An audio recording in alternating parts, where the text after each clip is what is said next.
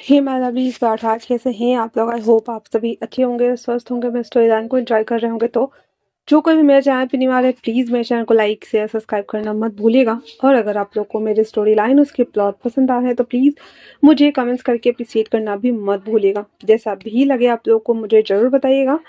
Then चलिए हम इस स्टोरी को स्टार्ट करते हैं। हमेशा की तरह एक प्योर वांगसन स्टोरी होने वाली है, कुक मिक्स्ड स्टोरी। इसमें हमारे फू और पावेल भी होने वाले हैं। तो 3 कंट्री, 3 ओरिजिन और 3 सुपरस्टार के साथ में हम इस वन शॉट को रिकॉर्ड करने वाले हैं। ओके ना। बारिश हो रही थी। एक शख्स भागता हुआ आ रहा था जिसने बहुत ही लूज शर्ट पहना हुआ था, जिसने गॉगल्स लगाया हुआ था। वो भागकर अंदर आता है और अचानक से एक शख्स से टकरा जाता है। वो कोई और नहीं बल्कि हमारा third main lead characters Pavel और फू थे। फू उसे टकराते ही देख रहा होता है, जहाँ पे पावेल उसे देखता है कहता है, हे क्या तुम देख के नहीं चल सकते? हाँ। तभी पीछे से वॉइस आती, हे पावेल, वो मेरा दोस्त है फू, छोड़ो जाने दो। इतना बोल पावेल साइड हट जाता है। फू उसे थैंक यू स्वादिखा ऐसे बोलकर अंदर आ जाता है और आकर के कहता है, स्वादिखा। तो विंग कहता है, नी हाउ। एंड देन उसके बाद वो उसे कहता है, तो आने में कोई प्रॉब्लम तो नहीं हुई ना फू? फू कहता है, नहीं बिल्कुल भी नहीं हुई। वैसे मैं यहाँ बस घूमने के लिए आया हूँ और मेरे पास रहने के लिए कोई जगह भी नहीं है, तो मैं अपना सामान भी लेकर आया हूँ, बाहर है। तो कहता है, ठीक है। वैसे ये मेरा पूरा जिमिंग एरिया है और ऊपर मेरे रूम्स है, तो चलो। कहता है, हाँ मैं अपना सामान। कहता, एक सेकेंड मैं मंगवाता हूँ। पावेल उसका लगेज ले आना। तो पावेल कहता है, खाब। और इतना बोलकर वो बाहर से फू का लगेज लेकर ऊपर आ जाता है, जहाँ पे विंग उसे, जो कि हमारा सेकेंड में नहीं फर्स्ट फर्स्ट लीड कैरेक्टर्स हैं उनमें से एक, उसे टॉवल्स देता है और फू बालों को साफ कर रहा होता है और पावेल को देख रहा होता है, जहाँ पे उसे देख ही रहा होता है बस। विंग कहता है, वैसे पावेल क्या कॉफ़ी लेके आ सकते हो? और पावेल कहता है, हाँ हाँ क्यों नहीं, मैं लेके आता हूँ। वो चला जाता है तो फू कहता है, तो कौन है? विंग कहता है, तो तुम्हें वो पसंद आया? वो जिम ट्रेनर है। यहाँ पे 7-8 बॉयज काम करते हैं, उसमें से एक ये भी है। तो वो कहता है, काफ़ी क्यूट और हैंडसम का कॉम्बिनेशन है। तो विंग खांसते हुए कहता है, तो कहीं ऐसा तो नहीं है ना फू कि तुम टॉप बनने के बारे में सोच रहे हो? कहता है, हाँ पापा मम्मा का ख्याल रख लेगा ना। तो कहता है, पापा और मम्मा, कॉम्बिनेशन काफी अच्छा है फू। तुम्हें नहीं लगता ये जो तुम पतले दुबले हड्डी हो जिसके ऊपर से कपड़ा डाल दिया गया है, उसे तुम झेल पाओगे? कहता है, हाँ मैं पतला दुबला हूँ पर स्टेमिना मुझे बहुत है ना, मैं दूध पीता हूँ ना। पावेल आते ही खड़ा हो गया था, विंग और उन दोनों को देख रहा होता है, जहाँ पे कहता है, दूध पीता हो? मैं कॉफी लेके आया हूँ। तो विंग कहता है, आई मीन कि वो ये कॉफी कॉफी मुझे दे दो, ठीक है ना? पावेल तुम नीचे जाओ। कहता है, ओके बॉस। इतना बोल पावेल नीचे चला जाता है, जहाँ पे फू कहता है, मैंने कुछ गलत बोला क्या? कहता है, पापा को मम्मा को तंग नहीं करना चाहिए ना, पापा कंफ्यूज हो जाएंगे। हाँ। तो कहता है, पापा नहीं मम्मा कंफ्यूज हो जाएंगे। विंग कहता है, हाँ वट एवर। इतना बोलकर वो उसे पकड़ा देता है, कहता है, दूध। फिर कहता है, ओ नहीं सॉरी कॉफी, मैं नीचे जाके देखता हूँ। कहता है, ठीक है, मैं कपड़े चेंज कर लेता हूँ। विंग कहता है, ओके, फिर हम लेट नाइट खाने वाले हैं, ओके ना? तो कहता है, ठीक है। इतना बोल विंग नीचे आता है, जहाँ पे पावेल ऊपर की तरफ देख रहा होता है। तो विंग कहता है, पापा की याद आ रही है? तो पावेल कहता है, नहीं पापा की याद नहीं आ रही। विंग कहता है, ओह आई मीन कि तुम्हें उस न्यू बॉय की याद आ रही है? पावेल कहता है, नो नहीं तो मैं ठीक हूँ। विंग कहता है, फिर ट्रेनिंग दे लो। कहता, हाँ हाँ हाँ बॉस हाँ। इतना बोल कर वो चला जाता है, जहाँ पे विंग कहता है, हाँ पहली नज़र का पहला प्यार, क्या ऐसा होता है? हाँ मेरे लिए कौन होगा? जो भी होगा। कब मिलने वाले हो? क्योंकि मैं 30 साल का होने वाला हूँ। ये बोलकर विंग अपने ऊपर तौलिया डालकर और अंदर चला जाता है मैनेजिंग जो पैसे के हिसाब किताब करते हैं उसके पास, मैनेजर के पास। वहाँ जाकर उसे कहता है कि तुम थोड़ा मुझे ये बताना। तो फिर वो देखने लगा था, जहाँ पे पावल के साथ में गन था और भी जैसे सोलियान था और उसके बाद सांगलान था, ये सब वहाँ पे थे जो सबको सिखा रहे होते हैं कि कैसे कैसे करना है, सबको देख भी रहे होते हैं। ऐसे करते हुए रात के 10 बज जाते हैं। उसके बाद विंग सबको छुट्टी दे देता है और सब चले जाते हैं। विंग जिम का दरवाज़ा अच्छे से लॉक करके बाहर से अच्छे से देख कर ऊपर आता है, जहाँ पे फू लैपटॉप निकाल कर देख रहा होता है। विंग कहता है, तो खाना खाना चाहोगे? फू कहता है, हाँ मुझे बता दो, मैं खुद बना दूंगा खा आप। जो कहता है, मेरे दोस्त हो। कहता है, तो मैं बैठा रहूंगा, मैं और मोटा नहीं हो जाऊंगा? विंग कहता है, जिस हिसाब से तुम्हारी बॉडी है मोटा होना तो चाहिए तुम्हें। फू कहता है, चलो खाना बनाते हैं साथ में मिलकर। इतना बोल विंग और फू दोनों मिलकर खाना बना लेते हैं। खाना बन जाने के बाद वो दोनों खाना को ऐसे ग्रीट करके ग्रेटिट्यूड देते हुए खाना खाना स्टार्ट कर देते हैं। जहाँ पे विंग कहता है, तो क्या करना है? कहता है, मैं कंप्यूटर साइंस पढ़ रहा हूँ ना, तो मैं चाइना आया हूँ। यहाँ पे काफ़ी लेटेस्ट वर्जन में चीज़ों को बताया जाता है और यहाँ के एडवांस टेक्नोलॉजी भी है, तो मैं बस उसे सीखना चाहता हूँ। हाँ, 1 साल की ट्रेनिंग होने वाली है और साथ में पढ़ाई भी। अगर मुझे जॉब यहाँ लग गया तो मैं यहीं रह जाऊँगा। तो फिर विंग कहता है, ताकि तुम मम्मा का ख्याल रख सको। वो कहता है, खाओ। और इतना बोलकर दोनों खा रहे होते हैं। विंग कहता है, तुम बहुत क्यूट हो फू। कहता है, क्यूट प्लस हैंडसम ना। और इतना बोलकर वो दोनों खा रहे होते हैं। तो कहता है, ठीक है। वहीं दूसरी तरफ एक लड़की जो कि क्लब ब्लैक ड्रेस में थी, मतलब कि उसने रेड गाउन वेयर किया हुआ था, उसके एक पैर बाहर निकले हुए थे। वो मॉडर्न मॉडल थी और वो थाईलैंड से, सॉरी, वो चाइना आई हुई थी मॉडलिंग के लिए। वो सड़कों पे भाग रही होती है और पीछे कई सारे कार्स ऐसे आगे पीछे करके फास्ट एंड फ्यूरियस खेल रहे होते हैं। वो लड़की अचानक से एक बैरिक बीच के पास आके रुक जाती है, जहाँ से 6-7 रास्ते फूट रहे थे। वो हाँफते हुए वहाँ पे रुकी हुई थी, तभी दूसरी तरफ से कार आती है, जिसे देखकर वो अपने हाथों के ऊपर, आंखों के ऊपर दोनों हैंड से ऐसे खुद को ब्लॉक करती है। तभी उसमें से कई सारे गुंडे बाहर निकलते हैं, जिसमें से एक गुंडा था जो कि जापान का गुंडा था, जिसका नाम कारासीतो था। उसने अपने हाथ के चाकू को ऐसे स्टिच करके खोला, एंड उसकी तरफ बढ़ने लगा। दूसरी तरफ से भी जो कार आ रही थी, वो भी सब आके खड़े हो गए थे। वो दोनों तरफ देख रहे थे। एक तरफ जितने लोग थे उस सब ने ब्लैक कोट वेयर किया हुआ था, गॉगल्स लगा रखा था, और उस तरफ से जितने लोग आए थे सब ने निंजाज की जैसे ड्रेस वेयर किया हुआ था। कारासी तो उस लड़की के पास आता है। वो लड़की जो कि ब्रिज के ऊपर खड़ी थी, वो कहती है, no please stop, no please, ऐसे स्टॉप, प्लीज नो स्टॉप।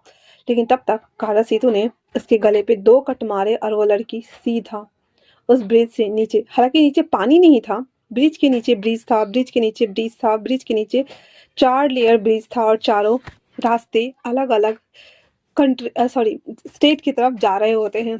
और वो सीधे ऊपर वाले जिस ब्रिज से वो गिरी थी, वो नीचे वाले पे सीधे धड़ाम से गिर जाती है, क्योंकि वो नीचे से ऐसे शॉर्ट, फिर ऊपर से बड़ा, फिर ऊपर से बड़ा, ऐसे जलेबी की तरह बना हुआ था। तो ऊपर से नीचे जब गिरी थी तो नीचे वाले सीधे ऐसे रोड पे जाके वो धप से गिर गई थी, जहाँ पे नीचे की कई गाड़ियाँ एक दूसरे से टकरा गई थी। एंड देन आनंद फान में पुलिस को बुलाया जाता है। उसकी डेड बॉडी को हॉस्पिटल के लिए रवाना किया जाता है ताकि पोस्टमार्टम कर सके। और ये लोग जैसे आए थे वैसे ही रिटर्न अपने अपने कार में बैठ के डेस्टिनेशन के लिए निकल जाते हैं। पुलिस स्टेशन में जैसे ही उस लड़की के शिनाख्त की जाती है, उसे पता चलता है कि ये साउथ कोरिया से है और यहाँ मॉडलिंग पर्पस से आई थी। अचानक से उसके साथ ये सब कुछ हो गया और उसकी डेड हो गई। डेड करने वाले लोगों के पहचान तो उन लोगों को पता थी, लेकिन पुलिस बता नहीं रही थी। तभी साउथ कोरिया से एक हवाई जहाज तुरंत ही लैंड होता है, जिसमें नन अदर देन हमारा second main lead character Cookie था, Sangkok, Jeon Sangkok. South Korea का नामी गिरामी माफिया बिजनेसमैन, जो कि बहुत ही ज़्यादा डेंजरस था। उसे जैसे ही पता चला कि उसकी बहन लीजा मॉडलिंग है, जो कि उसकी डेथ हो गई है, वो तुरंत फ्लाइट पकड़कर चाइना के लिए रवानगी लेता है। वो ऐसे फ्लाइट में बैठे हुए चिल्ला रहा था अपने सारे लोगों पे, और वो कहता है, कोई मुझे बताएगा कि आखिरकार किसी को पता कैसे चला उसके बारे में? वो तो जस्ट मॉडल है और उसने अपने नाम के आगे सरनेम तक लगा नहीं रखा है, फिर कैसे पता चला उन लोगों को? हाँ, लेकिन किसी के पास भी कोई जवाब नहीं था। आर्यन जंगकोक को समझाता है, शांत हो जाओ, हम लीजा की बॉडी वापस लेकर आएंगे, मामा पापा वेट कर रहे हैं। आरएम की बात सुनने के साथ ही जंगकुक कहता है, मैं उन लोगों को जिंदा नहीं छोड़ने वाला हूँ ब्रो। ये बोलकर वो दांत पीसते हुए वहां पे बैठा हुआ था। इधर विंग, जो कि फू के साथ में आराम से खाना खाकर सो चुका था, वहीं दूसरी तरफ जंगकुक, जो कि लीसा को लेने के लिए चाइना के लिए निकल गया हुआ था। वहीं हमारा फर्स्ट में लीड कैरेक्टर लान वांगजी, वो कॉल पे बात कर रहा था, जहाँ पे उसे कहता है, ठीक है, परसों ना, ओके, डील डन। ये बोलकर वो कॉल कट कर देता है, जहाँ पे तीन जिंदगियां आपस में टकराने वाली थी बहुत बुरे तरीके से, और टकराने वाली नहीं थी। इसका क्या होने वाला था अंजाम किसी को पता ही नहीं था।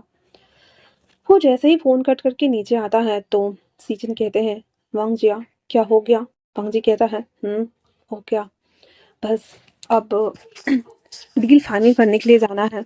तो अंकल कहते हैं, कब जाना है? कहता है, परसों का नाम कहा है हमने। अंकल कहते हैं, सही कहा, वैसे भी इस वेंस ने तो हमारा जीना हराम करके रखा हुआ है। सच कहो तो मुझे वो उस लोगों पे इतना गुस्सा आता है। और उसके साथ में देखो, अभी अभी पता चला है कि वो लोग थाईलैंड के किसी बड़े जो रॉयल फैमिली है उनसे उन्होंने कांटेक्ट भी किया है। तो कहता, बोन प्रिया ठनाकोन। कहता, ये भी बिजनेसमैन है और मुझे बिजनेसमैन से ज़्यादा माफिया ही लगते हैं। तो कहता, जो भी हो, वैसे भी ये लोग पहले ही ओशिकावा के साथ में हाथ मिला चुके हैं। अब बोन प्रिया, अब जो देखना होगा कि आखिरकार ये लोग करने के वाले हैं। तभी टीवी पे न्यूज़ आ रही थी, जहाँ पे लीसा की डेथ की खबर फैल गई थी। तो कहता है, आखिरकार इन लोगों ने इसे मारा क्यों होगा? जो कहता है, किन लोगों ने? तो अंकल कहते हैं, तुमने देखा नहीं, वहाँ पे कुछ जापानीज भी दिखे गए थे। मतलब साफ है कि वो लोग ओशिकावा के लोग होंगे जो इन लोगों ने ये काम किया होगा। अब ये लोग ही जाने कि इनके साथ आखिर दुश्मनी क्या है। शुक्र है कि रुलान यहाँ नहीं है और वो बाहर है। तो सीजन कहते हैं, और सबसे अच्छी बात है कि वो बैंकॉक में है, ये बात किसी को पता नहीं है। तो कहते हैं, हाँ सही कहा, वरना हमारे बच्चे के ऊपर भी खतरा मंडरा ही रहा था। बंगजी, जो कि चुपचाप खा रहा होता, कहता है, का आपको नहीं लगता कि हमें थोड़ा सा सावधान होने की जरूरत है? क्योंकि वो लोग, देखिए, हमारे लोगों को ढूंढ ढूंढ के मार रहे हैं। सीचन कहते हैं, ठीक है, मैं ऊपर जाकर सोलान से बात कर लूंगा। वांगजी कहता है, हमें करनी ही चाहिए। ये बोलकर वो लोग खाना वगैरह खाना स्टार्ट कर देते हैं। खाने के बाद हर कोई अपने अपने डेस्टिनेशन पे जाके सो गया हुआ था, सिवाय संकुक और आरएम के, जो कि फ्लाइट में बहुत ही ज़्यादा बेचैन हो रखे थे। लीसा, आमतौर पे वो चाइना, जापान या कहीं कहीं आती जाती रहती थी मॉडलिंग पर्पस से, और इस बार वो ऐसे लॉरियल फैशन वीक में पार्टिसिपेट करने आई थी। लेकिन इसका अंजाम इतना बुरा होने वाला था, किसी ने भी नहीं सोचा था। ये सारी बातें एक भाई होने के नाते उसे बहुत ज़्यादा परेशान कर रही थी, बहुत ही ज़्यादा। अगले दिन एज यूजली 10 बजे के आसपास विंग ने अपना जिम ओपन किया। हालांकि जिम ओपन 8 बजे ही हो गया था, लेकिन विंग पूरा ओपन करता है 10 बजे। एक दो जो प्राइवेट वीवीआईपी मेंबर्स होते हैं वो 8 बजे आकर के 9:30 बजे तक, 10 बजे तक अपना करके चले जाते हैं। उसके बाद लोकल्स के लिए उन्होंने अपने जिम को ओपन कर दिया था। फू जाके किचन में विंग के लिए नाश्ता बना रहा होता है। पवेल और बाकी सब लोग आ गए थे। क्लीनर भी आ गया हुआ था। पूरे जिम की और जितने भी मशीन वगैरह थे, उन सारी चीज़ों की साफ सफाई करना वो लोग स्टार्ट कर देते हैं। विंग नीचे आते ही कॉफ़ी लेकर आता है, कहता है, गाइस कॉफ़ी ले लो सब लोग। तो कहता है, हाँ बॉस, हम बना लेते हैं। तो सब लोग कॉफ़ी मशीन में जाकर कॉफ़ी लेकर के आके बैठ गए थे, जहाँ पे विंग कहता है, हमें बीच में मेडिटेशन प्रैक्टिस भी करवानी है, तो हम इसी पैम्पलेट्स को बांटने वाले हैं। अगर कोई मेडिटेशन करना चाहे तो कर सकता है ना? पावल कहता है, जी खाप। और इतना बोलकर वो कहता है, हे सांगलान, हम इस पे काम करने वाले हैं, हम ग्रुप्स बना लेते हैं, ओके ना? तो कहता है, ठीक है। फिर वो लोग ग्रुप्स बना लेते हैं एंड देन उसके बाद काम करने के लिए वो बढ़ जाते हैं।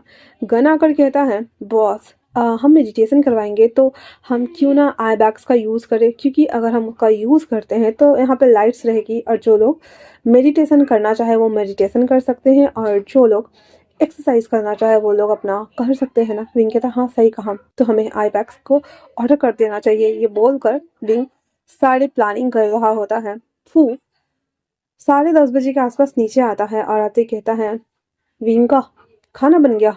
तो कहता है, गागा मत बुलाओ, हम दोस्त हैं ना। कहता है, वो तो है, 2 साल बड़े, इसलिए। तो कहता है, फी। तो कहता है, फी मत बुलाओ। तभी पावल आते हुए कहता है, तो फी मुझे बुला लो। तो कहता है, खा, मैं आपको फी बुला सकता हूँ। फिर पावल, तो पावल स्माइल करने लगता है और कहता है, मैं काम करने जा रहा हूँ। जहाँ पे विंग कहता है, हाँ, मामा पापा एक दूसरे का ख्याल रख रहे हैं और मुझे लग रहा है कि मैं बच्चा बन रहा हूँ इसमें। फिर वो कहता है, हम खाने चले? तो कहता है, फिर वो दोनों ऊपर आ जाते हैं जहाँ पे वो लोग ऊपर बैठ के खा रहे होते। फू ना बार बार नीचे देख रहा होता है। तो विंग कहता है, फू क्या नीचे जाना है तुम्हें? कहता है, नहीं नहीं, मैं खा के कॉलेज चला जाऊंगा। वैसे मेरी लेक्चर 1 बजे है, तो मैं तब तक पहुंच जाऊंगा ना। तो कहता है, इतना बोल कर फू खा करके और अपना प्लेट साफ करके रख देता है। फिर अपना बैग ले लेता है और कहता है, thank you so much wing. Wing कहता है, बाय बाय। इतना बोल वो वहाँ से कॉलेज के लिए चला जाता है। और विंग ने कहा था कि लोकेशन ऑन रखो, अगर गड़बड़ हो गई या भटक गए तो मैं तुम्हें लेने आ जाऊंगा। टैक्सी बुला दिया था और टैक्सी वाले को अच्छे से समझा दिया था कि उसे कहाँ उतारना है। उसके बाद फू वहाँ से चला जाता है। पवेल बस उसे जाते हुए देख रहा होता है। विंग उसके पास आते हुए कहता है, किसी को डरा की याद आ रही है? तो पावेल उसे देखते हुए कहता है, नहीं। गन कहता है, मुझे आ रही है अपनी डडा की बहुत ज्यादा याद। विंग बेचारा, आह, ऐसा है क्या? फिर इतना बोलकर वो कहता है, कोई ना काम करो। फिर वो लोग काम करने लगे थे। आज का दिन एज यूजुअली ऐसे ही बीत गया था। फू जो कॉलेज गया था वो लेट नाइट आया था। तब तक विंग और पवेल ने मिलकर जिम का ख्याल रखा था, बाकी कस्टमर्स को अट्रैक्ट किया था एंड देन बहुत सारे लोगों को मेंबरशिप में डलवाया हुआ था। साथ में मेडिटेशन के लिए पैम्पलेट्स उन लोगों ने बांट दिए हुए थे। वहीं दूसरी तरफ जंगकुक, आरएम और उसके सारे बॉडीगार्ड्स पुलिस स्टेशन के बाहर खड़े थे जहाँ पे बॉडी लानी जाने वाली थी। बॉडी जैसे ही आती है, आरएम साइन वगैरह कर गए, लिसा के बॉडी को शिनाख्त कर लेता है। वो लोग वापस से कोरिया के लिए निकल गए हुए थे। आरएम कहता है, तो हम वापस जा रहे हैं ना? कुकी कहता है, जा तो रहे हैं, पर इस सब के बाद हम वापस आने वाले हैं। आरएम कहता है, ठीक है, अपनी तसल्ली के लिए यहाँ आ जाओ और अगर वो मिल जाता है तो उसे मार डालो और काम खत्म करना, पर घर चलो, क्योंकि हम अपनी फैमिली के साथ में इसका अंतिम संस्कार करने वाले हैं, है ना? जंगकुक हाँ में सर हिला देता है एंड देन वहां से वो चला जाता है। जंगकुक एयरपोर्ट पे अपना प्राइवेट जेट की तरफ जा ही रहा होता है कि अचानक से पीछे से एक शख्स जो कि कोरिया से चाइना आ ही रहा होता है, वो डिपास्टर से अपना वन बैग लेकर के आ रहा होता है। अचानक से वो जंगकुक से टकरा जाता है, जिसे देखते ही जंगकुक उसे होल्ड करते हुए कहता है, देख के नहीं चल सकते क्या? हाँ। कहता है, I am so sorry, I am really sorry. वो शख्स एक दूसरे को बस देख ही रहे होते हैं जहाँ पे शंकु के बाहों में नन अदर देन हमारा वी टाइंग उसकी बाहों में लेटा हुआ था, जिसे देखते ही कहता है, कौन हो तुम? कहता है, मेरा नाम डॉक्टर तायुंग है, I am really sorry, I am sorry, I am sorry. इतना बोलकर वो वहां से भाग जाता है। जहाँ पे जांग उसे जाते हुए देखता है तो आरम कहता है, चले। कहता है, उसके बाद वो लोग वहां से निकल जाते हैं। अब इधर उन लोगों के जाने के बाद कोरिया में पहुंचने के साथ ही लिसा की बॉडी देखकर वैसे तो जितने भी लोग जानते थे उसे, वो सब लोग दंग रह गए थे, हक्का बक्का परेशान हैरान सब कि आखिरकार ये हुआ क्या। वहीं दूसरी तरफ जो आरिम था वो उसके अंतिम संस्कार की सारी तैयारियां करता है। फिर उसका दफन के लिए उसके मम्मी पापा आरिम साथ में जंगकुक सब जाते हैं। उसके दोस्त भी आए हुए थे, वो सब आ करके और वापस से उसका अंतिम संस्कार कर देते हैं। सब कुछ हो जाने के बाद वो लोग ऐसे मील्स जो बंटते हैं ना वहाँ पे बैठे हुए थे, ताकि अंतिम संस्कार में आने वाले सारे लोग खाना खा सके और जा सके। सब लोग बैठे हुए थे तो उसके पापा कहते हैं, कुकी मुझे नहीं पता कि तुम क्या करने वाले हो, लेकिन जब तक मेरी बेटी को मारने वाले शख्स को तुम ढूंढ कर मार ना डालो तब तक मेरे आत्मा को शांति नहीं मिलेगा। शंकर कहता है, मैं कल ही वापस कोरिया के लिए चाइना के लिए निकल रहा हूँ। ये बोलकर वो लोग वहाँ पे बैठे हुए थे। ये सब कुछ हो जाने के साथ ही सुबह की फ्लाइट से वापस से जो हमारा जियोन जंगकुक था वो निकल चुका था उस मर्डर को ढूंढने के लिए जिसने लीसा को मारा था। वहीं तीसरे दिन सुबह जहाँ पे विंग एज यूजुअली उठता है तो फू भी उठ जाता है। हालांकि वो लेट नाइट सोया था अपने प्रोजेक्ट को बनाते हुए, तो सुबह में उसे विंग सोने देता है। और वो जब कॉफ़ी वगैरह बनाने के लिए ऐसे दूध वगैरह निकाल ही रहा होता है कि तभी फू उठ कर आता है और कहता है, वी मुझे बताया क्यों नहीं? तो विंग कहता है, विंग ओके ना? तो कहता है, हाँ मैं नाश्ता बना देता हूँ ना। तो कहता है, कोई बात नहीं, तुम जाओ, और वैसे भी मुझे ये सब की आदत है, मैं समझूंगा कि मैंने एक छोटे बच्चे को अडॉप्ट कर लिया है। तो फू कहता है, का पर मुझे बुरा लग रहा है। तो कहता है, थोड़ी देर और सो जाओ, मैं नाश्ता बना के नीचे चला जाऊंगा, ठीक है ना? तो वो हाँ में सर हिलाकर फू वापस सोने चला जाता है, जहाँ पे विंग अपने लिए उसके लिए नाश्ता बना लेता है और वो भी खा कर नीचे आ जाता है, जहाँ पे वापस से सारे बॉयज आ गए थे। पावेल, गन, सांगवान, सान्याल सब अपना अपना काम करने में लगे हुए थे। और आज का दिन भी नॉर्मली ऐसे ही बीत रहा था। रात का टाइम था, जहाँ पे जियो विंग था ना, वो सब लोगों से कह रहा था, हमने कितना सब कुछ किया है, आज चलो बैठ के देखते हैं। तो वो सब लोग टेबल कुर्सी लगाकर बैठ गए हुए थे। अब हम चलते हैं दूसरी तरफ, जहाँ पे जियोन जंगकुक वो वापस से चाइना आ चुका था। आने के साथ ही उसने होटल बुक करा और वहाँ चला गया। अब उसके साथ में था हान और उसके कुछ बॉडीगार्ड्स, जो 2-3 ही थे, ज़्यादा नहीं थे। उन सबको रूम में सीन कर दिया जाता है। जियोन जंगकुक अपने मन में सोच रहा था, जो भी हो, पर मुझे ढूंढना ही है। और इतना बोलकर वो हान से कहता है, पता करो ऐसे लोग कहाँ पे मिलते हैं। कहते हैं गोल्ड टाइन क्लब। तो कहता ठीक है चलते हैं। इतना बोल हान हान के साथ में कुकी, वो दोनों गोल्टाइन क्लब के लिए निकल जाते हैं। गोल्टाइन क्लब में एक वीवीआईपी रूम, जिस रूम के अंदर कुछ रशियंस मार्केट से डायमंड्स की खरीद बिक्री करने के लिए जौहरी लोग जो होते हैं, जो डायमंड्स की खरीदी करते हैं, वो आए हुए थे। जिसके सामने में एक शख्स बैठा हुआ था, नन अदर देन हमारा फर्स्ट में लीड कैरेक्टर लैन वांगजी। तो वो अपने टांगों के ऊपर टांग चढ़ा के बैठा हुआ था। एक प्लेट के ऊपर बहुत बड़ा डायमंड और छोटे छोटे ऐसे छोटे छोटे स्क्वायर्स डायमंड्स रखे हुए थे। बगल में क्रिस एक्टिव मोड में था। उसके बगल में रेन रेन खड़ी थी, जिसने ऐसे वो होते हैं ना फाइटर गन्स वाली लेडी, उस तरह के कपड़े वेयर करके उसके हाथ में गन्स थे। वो दोनों खड़े थे, जहाँ पे वंग जी बस देख रहा होता है। वो सारे लोग उस डायमंड को हाथ में लेकर के टच करते हुए चेक कर रहे थे कि ये डायमंड जो है वो सच में ओरिजिनल है या नहीं है। ये सब कुछ हो जाने के बाद पैसे ट्रांसफ़र की प्रक्रिया स्टार्ट होती है। लैपटॉप से पैसे ट्रांसफ़र किए जा रहे थे। 10 मिनट लगते हैं और वो ट्रांसफ़र हो जाता है। और उसके बाद वो डील डन दिखा देते हैं। वांग जी फिर फ़ोन करता है सीजन को और पूछता है, कौ क्या पैसे ट्रांसफ़र हो गए?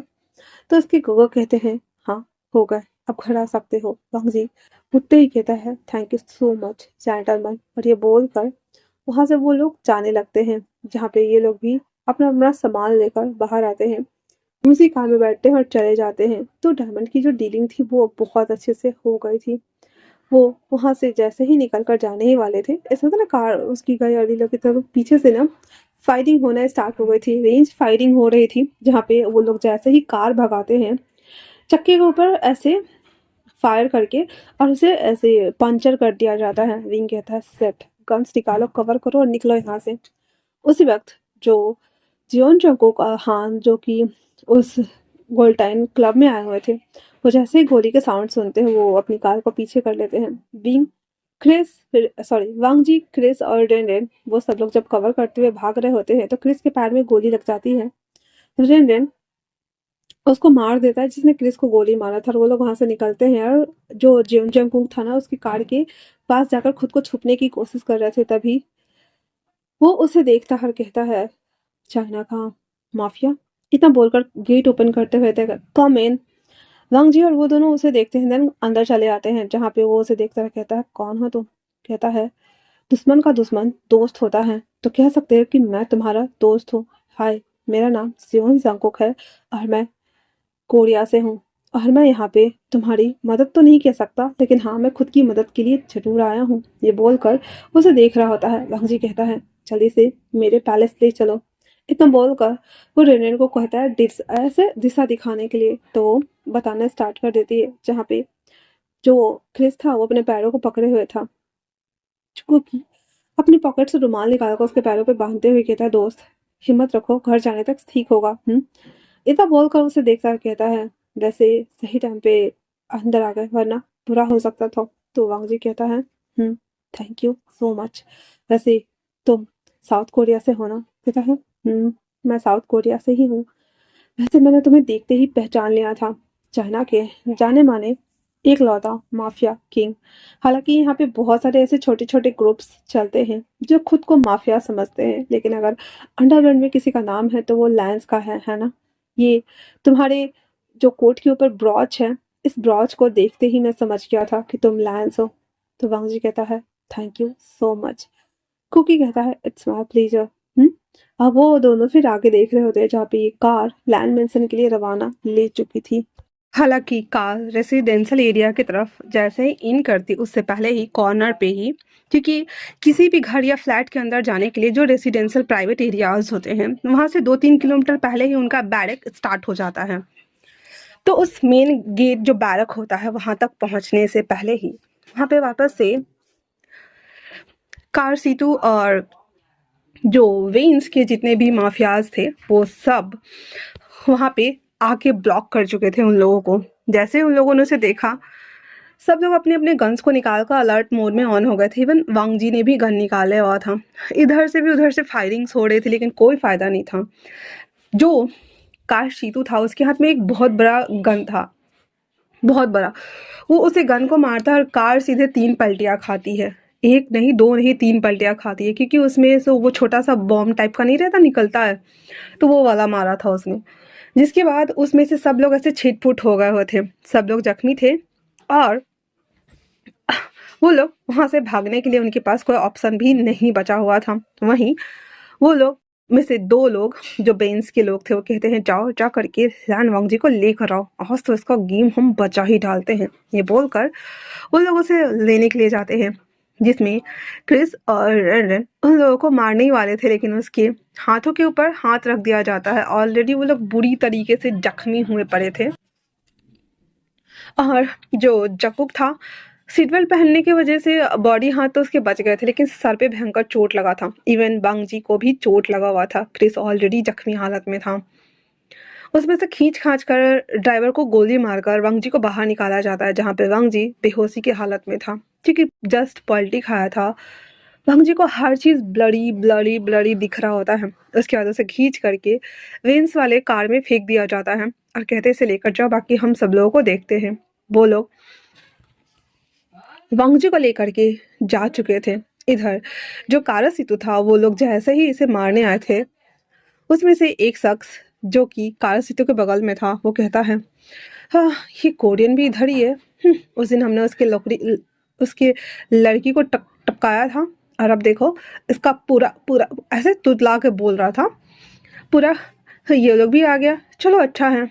उस दिन इसके छो छो छो तो कहता है, चुप हो जाओ, हम आज इसको मार डालते हैं। ये बोलकर ड्राइवर को ऑलरेडी वो लोग मार चुके थे। हान जो कि डिक्की की साइड बैठा हुआ था, वो अपने गन को धीरे से रीलोड करता है एंड देन ऐसे जो जंकुक था उसके नेक को टच करता है और उसे कहता है, पॉज। जैसे ही कारुसितु उसकी तरफ ऐसे झुक करके देखने ही को होता है कि जंकुक उसके पैर के पास जो चाकू था वो सीधे उसके गर्दन में हलाकर मोड़ देता है और कारासीतु वहीं पे ऑन द स्पॉट आ करते हुए चोक हो जाता है उसका गला। ब्लड के फव्वारे जो कि कुकी के पूरे फेस पे आ गया हुआ था, वो उसे देख रहा होता है और अपने मन में कहता है, मेरी बहन को मारा तूने, हाँ?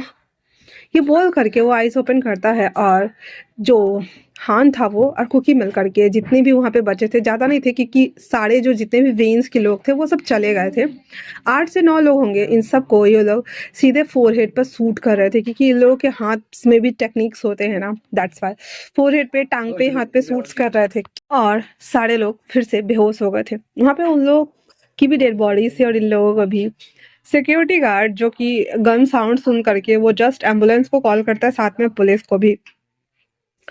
तो उससे पहले कि पुलिस आ पाता, जो लैंसी चेन थे वो वांग जी के लोकेशन को ट्रेस कर रहे होते हैं, लेकिन उसकी लोकेशन कहीं और बता रही होती। दैट्स वाई वो क्रिस को कॉल लगाते हैं। रिंग जा रहा था लेकिन क्रिस कॉल नहीं उठा पा रहा था क्योंकि फ़ोन नीचे गिरा हुआ था। उसकी लोकेशन को ट्रेस करते हुए ये लोग भी अपने बॉडीगार्ड्स के साथ में वहाँ आते हैं, जहाँ पे एम्बुलेंस ऑलरेडी आ चुकी थी और उन लोगों की डेड बॉडी को कलेक्ट करके यहाँ आने ही वाली थी। तब तक सीजन ने कहा, हम इन सब लोगों को अपने घर लेकर जा रहे हैं। वो लोग मना नहीं कर सकते थे, इसलिए डॉक्टर की एक टीम भेज करके इन लोगों के साथ, आई मीन कि इसमें हान, जंगकुक का ड्राइवर, सेरेन और क्रिस थे, वांग जी नहीं था। तो इतने सारे लोगों को लायंस मेंशन के लिए ले जाया जाता है। इधर वांग जी, जिनकी कार उसी रास्ते पे जा रही होती जहाँ पे विंग का जिम था, अचानक से जो विंग था वो सब लोगों को बोलता है कि चलो आज का पूरा बजट सही है, हमने 4 लोगों को एनरोल तो कर लिया है पर कम से कम 30 लोग होने चाहिए। तुम लोगों ने आज बहुत अच्छा काम किया है और 10:15 हो रहे हैं। आई थिंक से अब तुम लोगों को घर निकल जाना चाहिए इससे पहले कि लेट हो जाए और तुम्हारी मम्मियाँ तुम पे चिल्लाए, इवन गर्लफ्रेंड्स भी चिल्लाए, और जो लोग डेट नहीं कर रहे वो लोग डेट कर सकते हैं। और वो पावेल को देखकर बोल रहा था। पावेल ऊपर देखता है जहाँ पे फू ऐसे बाउंड्री पे खड़ा होकर के इन लोगों को बातें करते हुए सुन रहा होता है। तो विंग कहता है, डैडी पसंद आया। पावेल मुस्कुराते हुए कहता है, मैं चल रहा हूँ बॉस। और इतना बोलकर वो सब लोग एक एक करके गुड नाइट बोलकर निकल जाते हैं। उसके जाने के बाद विंग सारे सामानों को पैक कर रहा होता है। तो फू आते हुए कहता है, विंग खाना बन गया है, चलो ना खाते हैं। तो विंग कहता है, ये सारे इंस्ट्रूमेंट्स और ये सभी ठीक करके आने में मुझे टाइम लगेगा, तो यहीं दे दो मुझे, तुम खा लो और पढ़ने चले जाओ। हाँ, तो फू कहता है ओके। फिर एक बाउल में उसके लिए पूरा श्रिम्प वाला नूडल्स ला करके और उधर रजिस्टर वाले रूम में ले जाकर रख देता है और कहता है मैं जा रहा हूँ, बाय बाय। तो विंग कह देता है बाय बाय। फिर फू ऊपर आकर कान में हेडफोन लगाकर नूडल्स लेकर के लैपटॉप लेकर के खाने और पढ़ने दोनों बैठ जाता है। तो उसके बाद विंग पहले पूरा सामान सब पैक करके जो नीचे रखा रहता है डंबल्स वगैरह, तो मशीन को सेटिंग वगैरह करके ऑफ कर देता है।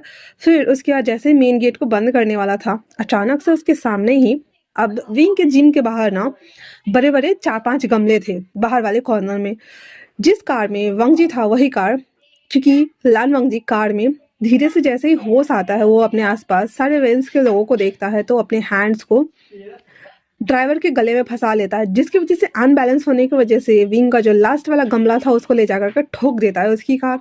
जैसे ही कार ठुक जाती है, विंग जो कि गेट बंद करने ही जाने वाला था वो उसे देखता है। उसमें अचानक से बहुत सारे गन साउंड सुनाई देते हैं, जिसके बाद विंग इतना ज़्यादा मतलब घबरा गया था और देख रहा होता है। वो अपने दरवाज़ा को बंद करता ही जल्दी से, तब तक सामने एक शख्स पूरा ब्लड से लथपथ गन लिए खड़ा था और कहता है दरवाज़ा खोलो।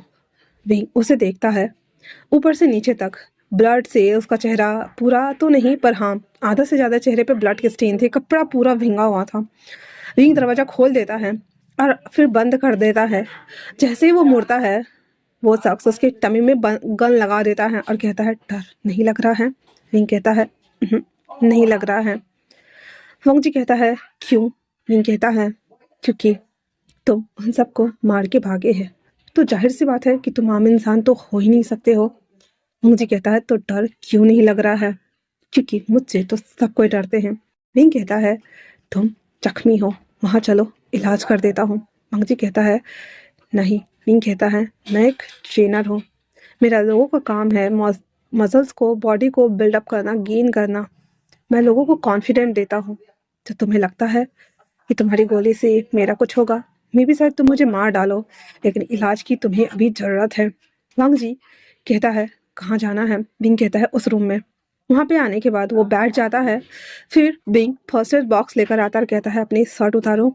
वांग जी कहता है मुझे एनेस्थीसिया नहीं दोगे? विंग कहता है डोंट वरी, अगर बर्दाश्त कर सकते हो तो ठीक है। इतना बोलकर पट्टी का एक बड़ा टुकड़ा उसके मुंह में लगाने बोलता है। वांग जी कहता है क्या है? विंग कहता है मुंह में डालो, आवाज़ कम होगी, वरना बाहर लोग ढूंढने आ सकते हैं। तो कहता है ठीक है। इतना बोल वो उसके मुंह में पट्टी डाल देता, कहता है 1 मिनट रुको, तुम आए थे, स्टेन होगा, मैं उसे साफ करके आता हूँ। हाँ, वो चला जाता है बाहर। तो वांग जी गन लेकर के वहाँ पे खड़ा था कि अगर इसने गड़बड़ की तो विंग को ठोक देगा वो। पर विंग पोछा लेकर के पूरा मॉप कर देता है, बाहर भी पूरा मॉप करके अच्छे से लॉक करके क्लोज कर देता है और लाइट ऑफ कर देता है। उसके बाद वो वापस से आकर के कहता है चलो, क्या तुम्हें मुझ पे भरोसा नहीं है? वांग जी उसे देख रहा होता है और अपने मन में सोचता है क्या इसे बिल्कुल डर नहीं लग रहा मुझसे? बूढ़ा चाइना जहाँ मुझसे डरता है, मेरे नाम से खौफ खाता है, वहीं पे ये। फिर वो बैठ गया था वहीं उसके शर्ट्स को कट करके निकालता है बाजू वाले पे, क्योंकि 2-3 गोलियां लगी थी बाजू में ही, घट घट करके जो मारा था तो 2-3 उसे भी लग गई थी। विंग चाकू गरम करके उस गोलियों को निकाल करके सीधा चीरा भरता है। वांग जी को हालांकि बहुत दर्द हो रहा था। उसने विंग के शोल्डर को इतना कस के ग्रैब किया था मानो कि उसका शोल्डर उसने तोड़ ही देगा। मुंह में पट्टी रखा हुआ था दर्द की वजह से अलग। उसके बाद वो पट्टियां करने के साथ ही माथे पे बैंडेज वगैरह लगा देता है ताकि उसे ज़्यादा मतलब परेशानी ना हो। ये सब कुछ कर लेने के बाद विंग कहता है, भूख लगी है, खाओगे? हालांकि ये मेरे लिए है पर खा सकते हो। विंग उसे बोलता है तो वांग जी कहता है नहीं। तभी वांग जी का पेट से गुड़गुड़ की आवाज़ आ रही थी। विंग कहता है ठहरो, मैं चॉपस्टिक लेकर आता हूँ। तो वांग जी कहता है नहीं, यहीं रहो। विंग कहता है ठीक है, मुझे पता है कि तुम मुझ पे भरोसा नहीं कर रहे हो, मैं यहीं हूँ, तुम खा लो फिर मैं खा लूँगा, या फिर मैं खाता हूँ फिर तुम खा लो, इसमें जहर नहीं है। इतना बोल विंग उस चॉपस्टिक से 2 बार खा लेता है। खाने के बाद कहता है खा तो लोगे ना, या फिर चॉपस्टिक लेकर आओ? वांग जी वो चॉपस्टिक लेता है एंड देन खा लेता है। हालांकि उसे भूख बहुत लगी थी। फू ने खाना बहुत अच्छा बनाया हुआ था, ना ज़्यादा तीखा था ना ही मीठा था, ओके ओके टाइप था। तो वो सारा खा जाता है। विंग पानी का बोतल ओपन करके देता है। वो पीने के बाद वहीं पे बैठा हुआ था गन लेकर के और कहते कहीं नहीं जाओगे जब तक मेरे लोग नहीं आ जाते। विंग कहता है फ़ोन चार्ज कर लो तभी तो लेने आएंगे ना, वैसे क्या मैं जान सकता हूँ वो लोग क्या तुम्हारे राइवल्स थे? वांग जी कहता है विंग कहता है ये होता रहता है, जाने से पहले मेरे गमले के पैसे दे जाना, फोड़ डाले तुमने। इतना बोलकर वो उठ के जाने लगता है। तो वांग जी कहता है कहाँ जा रहे हो? विंग कहता है अंदर सारा सामान भरा हुआ है, उसे ठीक करना है, अगर मैं नहीं करूँगा तो कौन करेगा? तो कहता है ठीक है। इतना बोलने के साथ ही विंग अपना सारा सामान उसे ठीक ठाक कर रहा होता है। अब इधर इन लोगों ने इसकी कार को ठोक दिया हुआ था तो पीछे से एक और कार आती है। उसमें से कुछ लोग बाहर आकर उस कार को डर के मारे ना ऐसे इंस्पेक्शन कर रहे होते हैं। विंग जब उन लोगों को देखता है तो रुक गया था। वांग जी आने वाला था तो विंग इशारा करता है और कहता है अंदर जाने के लिए। वांग जी अंदर था। तभी डोर पे नोक होता है। विंग आता है और डोर ओपन करते कहता है क्या है? हाँ कहता है ये कार यहाँ। कहता है तुम लोग पहले तो मेरे गमला फोड़ दिया, शीशा क्रैक हो गया, पैसे कौन देगा बोलो? तो वो कहता है इसमें कौन था? कोई तुम्हारे? कहता है मेरे यहाँ कोई नहीं आया, और देखो मैं साफ सफाई कर रहा हूँ, पैसे चुपचाप दे दो। गमला फोड़ा क्यों फोड़ा? हाँ फोड़ा क्यों बोलो, दो वरना मैं हाथ मुंह तोड़ दूंगा। तो वो लोग कहता है हाँ हाँ ठीक है दे रहे। तुमने पक्का किसी को? तो कहता है यहाँ बंद लिखा हुआ है, तुम्हें पढ़ना से नहीं आ रहा है क्या? तो कहता ठीक है। तो विंग कहता है उस बॉक्स में पैसे डालो मैं ले लूंगा। तो वो लोग कहता है हाँ हाँ हाँ डाल देते हैं। और इतना बोलकर उसमें कुछ पैसे डाल करके वहां से भाग जाता है वो लोग, और उस कार को देख रहा होता है। तभी वहां पे पुलिस की सायरन सुनाई देती है। वो लोग वापस से अपनी कार में बैठ गए थे और फिर से वहां से कार ही फरार हो जाती है। उसके जाते ही विंग कहता है चलो, और इतना बोलने के साथ ही पर्दे लगाकर क्लोज कर देता है। एंड देन आने ही को होता है कि तभी डोर पे नॉक होता है। विंग को पता था। वो अंदर आते ही कहता है ऊपर मत जाना, ये एक सीक्रेट रूम है यहाँ। वांग जी को लेकर के जो जिम इंस्ट्रूमेंटल एरिया था ना उसमें ना 2 दरवाजा था, जो कि एक अंदर से भी खुलता था एक बाहर से भी। तो वांग जी को कहता उसमें जाओ और जितना भी कचरा में सामान था ना जो अभी इसको बैंडेज वगैरह किया था वो सब भी पूरा पैक करके विंग वांग जी के हाथ में पकड़ा देता है और उसको अंदर ठूंस देता है। उसके ऊपर से सामान वगैरह सेट कर देता है और कहता है जब तक मैं ना आऊँ मत आना बाहर। वांग जी उस दरवाजे के अंदर जाके खड़ा हो गया था। विंग अच्छे से क्लीन कर लेने के बाद डोर ओपन करता है। डोर ओपन करते कहता है क्या हुआ इंस्पेक्टर? तो कहता है यहाँ किसी को देखा? कहता नहीं। अविंग के गले में ना ब्लूटूथ हमेशा रहता था कान में, ऑन तो नहीं था ऑफ था पर था। तो कहता है यहाँ पे बाहर तुम्हारे? कहते क्या मेरा कांच, मेरा मेरा घर, मेरा। और ये सब जब आकर देख के कहता हाय दैया, मेरा घर, मेरा कांच, मेरे गमले। तो कहता है क्या हम सीसीटीवी फुटेज देख सकते हैं? तो विंग कहता है हाँ क्यों नहीं। 10 बजे के बाद विंग बाहर का कैमरा ऑन तो रखता है लेकिन वो दिखाना नहीं चाहता था, इसलिए कहता है एक्चुअली में हम 10 बजे के बाद कैमरा ऑफ कर देते हैं तो बाहर की फुटेज देखनी होगी, मेरे में तो नहीं दिख रहा है। पुलिस कहता है ठीक है। जब तक उसमें से उन लोगों की जो डेड बॉडीज थी वो सब एम्बुलेंस के लिए कॉल कर दी जाती है और उसके बाद वो लोग ये सभी चीज़ें करने लगे थे। अब इधर लैंस की कार भी आके रुकी हुई थी जहाँ पे सीचन पर्सनली खुद वांग जी को लेने आया था। पुलिस के जाने के बाद ही वो लोग अंदर आ सकते थे, दैट्स वाई वो लोग जब नॉर्मली 1-2 घंटा लगता है जहाँ पे विंग बैठ के हाँ बार बार बोलता है हाय दैया मेरा कांच, मेरा गमला तोड़ दिया इन लोगों ने, ऐसे करके बोल रहा होता है। तो पुलिस वाले कहते हैं हम आपका दर्द समझ सकते हैं, देखिए ज़्यादा नुकसान नहीं हुआ है, बस वो पैर आपके कांच पे गिर गया है, वो कांच क्रैक हो गए हैं। आप लोग चाहे तो पेनल्टी के लिए बोल सकते हैं। विंग कहता है पेनल्टी देने से क्या होगा, हाँ मेरे इतने खूबसूरत से जिंग का कबारा निकाल दिया। इधर फू जो था वो हेडफोन लगाकर गाने सुनते हुए चीज कर रहा था, नीचे जो हो रहा था उसे पता ही नहीं है, खा रहा होता है। फिर 1 घंटे बाद वो लोग चले जाते हैं। उसके जाने के बाद विंग अपने आंसू पोंछते हुए कहता है हाँ, रोने में कितनी एनर्जी वेस्ट होती है, यकीन मानो रोना नहीं चाहिए लोगों को। ये बोलकर बॉक्स ओपन करता है जो कि लेटर बॉक्स था, उसमें पैसे डलवाए थे, उसमें से पैसे निकालकर गिन के आता है और उसे आते ही कहता है आ जाओ, वो लोग चले गए हैं। वांग जी आती कहता है थैंक यू। विंग कहता तुम लोगों से दोस्ती ना ही अच्छी ना ही दुश्मनी, इसलिए बैठो, कुछ पीना चाहोगे? इतना बोलकर उसे ड्रिंक पीने के लिए देता है। तो वांग जी उसे देख रहा होता कहता तुम्हें मुझसे डर नहीं लगता? विंग कहता है जब तक तुम मुझे मार ना दो तब तक तो मुझे शायद दर्द नहीं लगना चाहिए। वांग जी कहता है ये कुछ नया है। विंग कहता है माय प्लेजर। तभी ऐसे नॉक होता है तो विंग कहता है मैं देखता हूँ। वो जाके खेलता है तो वहाँ पे लैंस एचन खड़े थे और कहता है मेरा भाई कहाँ है? विंग ताव में आते हुए कहता कौन सा भाई, कहाँ का भाई? वो चला गया होगा घर, 10 बजे जिम बंद हो जाती है, आपको पता नहीं है, अब जा सकते हैं। तभी वांग जी आते हुए कहता काका। सीजन आते हुए कहते वांग जी तुम ठीक हो ना? कहता मैं ठीक हूँ, इसने मुझे बैंडेज कर दिया है। ये बोलकर वो उसे देखता है तो विंग कहता ओह हो तो आप दोनों भाई हैं, I am really sorry sir, ऐसे आप इन्हें ले जा सकते हैं और एक बार डॉक्टर से दिखा दीजिएगा, मेरा जितना काम था मैंने कर दिया। तो सीचन कहते हैं thank you so much. Wing कहता है थैंक यू की क्या बात है, आपके भाई की वजह से मेरा गमला टूटा है, कांच पूरे टूटे हैं, उसके पैसे देकर जाइए। वांग जी कहता है इशारों में हाँ दे दीजिए, ये पैसे का भूखा बच्चा लग रहा है। सीजन कहते हैं ये कार्ड ले सकते हैं, ये काफ़ी। विंग कहता आप मुझे रिश्वत देने की कोशिश कर रहे हैं, आप इन्हें ले जाइए, दूसरे दिन आकर मुझे चेंज दे के जाइएगा। तो सीजन कहता है ठीक है। इतना बोलकर वांग जी को लेकर वहाँ से चले जाते हैं। वांग जी कार में बैठने के साथ ही विंग को एक नज़र देखता और चला जाता। विंग फाइनली डोर बंद कर देता और कहता है हाँ इस कितनी भसर मची है आज, यकीन मानो ऐसे दिन दोबारा ना दिखाए मुझे। ये बोलकर पूरा लाइट ऑफ करके ऊपर आता है।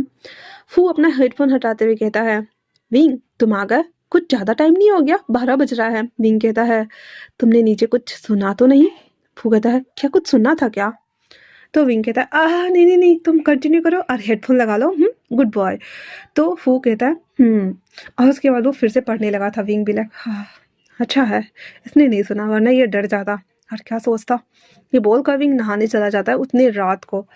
इधर वांग जी जब घर आता है तो जंगकुक और साथ में हान, क्रिस, रेनेन चारों बेड पे लेटे पड़े हुए थे, जिसे देखकर वो कहता है हाँ, इन लोगों की क्या हालत हो गई है और इसका ड्राइवर भी मर गया। तो सीजन कहते हैं वो तो है, तो क्या इसने तुम्हें बचाया? कहता है हाँ ये अपनी मर्जी से यहाँ आया था, दैट्स वाई। ऐसे डॉक्टर कहाँ है? तो कहता है वो रहा। वो देखता है कहता है ओह हाय डॉक्टर। तो कहता है मेरा नाम डॉक्टर टैयुंग है, मैं इनका असिस्टेंट हूँ। तो कहता है ठीक है। अंग जी कहता है आप यहीं रह जाए जब तक ये ठीक ना हो जाए। तो कहता है ठीक है। इतना बोलकर डॉक्टर की कुछ लोग जो रुक गए थे, नर्स, डॉक्टर, कंपाउंडर, तो उन सब के लिए रूम सेट कर दिए जाते हैं। वांग जी भी अपने रूम में जा करके बैंडेज वगैरह वापस से करवा करके डिसइंफेक्ट हो करके अपने रूम में आया था, लेटा हुआ था और विंग के बारे में सोच रहा था कि हर कोई उससे डरता है, लेकिन एक ये शख्स था जिसने उसकी जान बचाई, लेकिन वो उससे बिल्कुल भी नहीं डरा। वांग जी को विंग का नेचर काफ़ी पसंद आया था, इसलिए वो अपने मन में सोचता है कि क्यों ना उसे थोड़ी सी जान पहचान बढ़ाई जाए, और वैसे भी उसके पैसे देने बाकी ही थे। ये सारी बातें सोचते हुए वांग जी सो जाता है।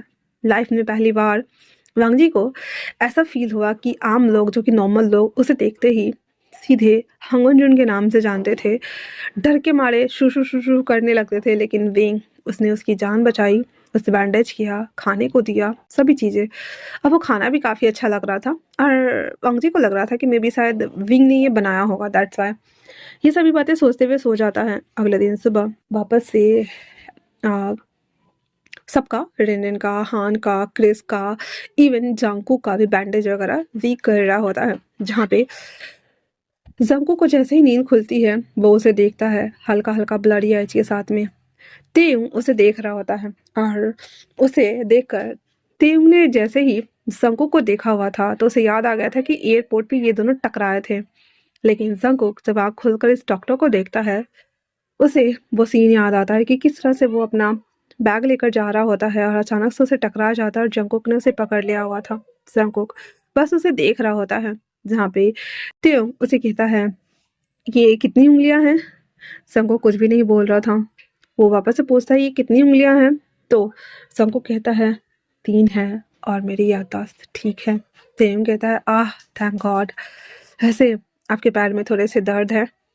तो कहता है, कहता कोई बात नहीं, मसल्स ब्रेक डाउन हुए हैं एंड देन बुलेट्स लगी थी तो हमने निकाल दिया है, आपको बेड रेस्ट करना चाहिए। आंखों के सामने थोड़ा सा धुंधलापन आ सकता है पर कोई नहीं, आप ठीक है, इतना बोल वो हान और बाकी सबको चेक कर रहा था और जंगकुक बस उसे देख रहा होता है। रेनरेन को भी काफी चोट आई थी। क्रिस अपने पैर को देखकर रोने लगा था। मंग जी जो कि अपना बैंडेज करवाने के लिए आया हुआ था, तो क्रिस से कहता, क्या हुआ? क्रिस कहता है, बॉस मुझे माफ़ कर दीजिए, मैं आपको बचा नहीं पाया। तो वांग जी कहता है, मैं बच गया, देखो मुझे कुछ नहीं हुआ है। वो लोग मुझे पकड़ कर लिए जा रहे थे पर देखो किस्मत मेरी, मैं वहाँ से भी बच के आ गया, है ना? और ऐसा मत कहो कि तुमने नहीं किया, तुमने अपनी पूरी कोशिश की क्रिस, इसलिए बस। और वैसे भी हमारे गैंग में सब टॉप्स हैं। तो जंगकुक जो कि बहुत ज़्यादा गुस्से में दिख रहा था और वो कहता है, क्या मैं तुम्हारी आर्मी को कुछ दिनों के लिए ले सकता हूँ? वांग जी कहता है, क्या बात है? कहता है, मुझे ओशिकावा के गैंग मेंबर को जितने भी चाइना में हैं उन सबको ख़त्म करना है। वांग जी उससे कारण पूछता है तो वो बोल देता है कि कुछ दिन पहले ही चाइना में उसकी बहन की डेथ हुई थी और ये न्यूज़ सबने सुना था। दैट्स वाई वो कहता है, हम तुम्हारे दर्द समझ सकते हैं, जब हमारे अपने के ऊपर कोई बात आती है तो हम पीछे नहीं हट सकते। अगर मैं तुम्हारी जगह होता तो मैं उन लोगों के दिमाग ठिकाने ही नहीं लगाता, उनकी अड्डे को भी उड़ा देता, मैं प्रॉमिस करता हूँ मैं तुम्हारी। तो पीछे से वॉइस आती है, और हम कहाँ जाएंगे? सब आते हैं अंकल और साथ में सीचन वो भी आकर कहते हैं, मिस्टर जेके हम वादा करते हैं कि हम आपकी पूरी मदद करेंगे।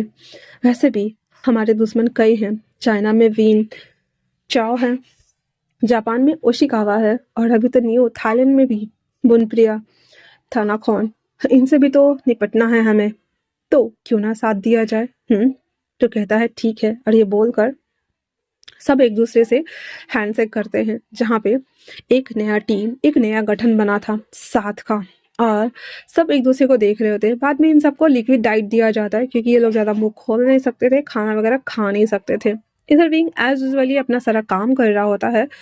काम खत्म करने के बाद जिम ओपन कर देता है। बीबीआईपी गेस्ट के जाने के बाद फू नाश्ता करके जब जा ही रहा होता है तो फिर से पावल से टकरा जाता है। पावल उसके चेस्ट पे हिट करते ही उसे कैच करता और कहता है, क्या तुम ठीक हो?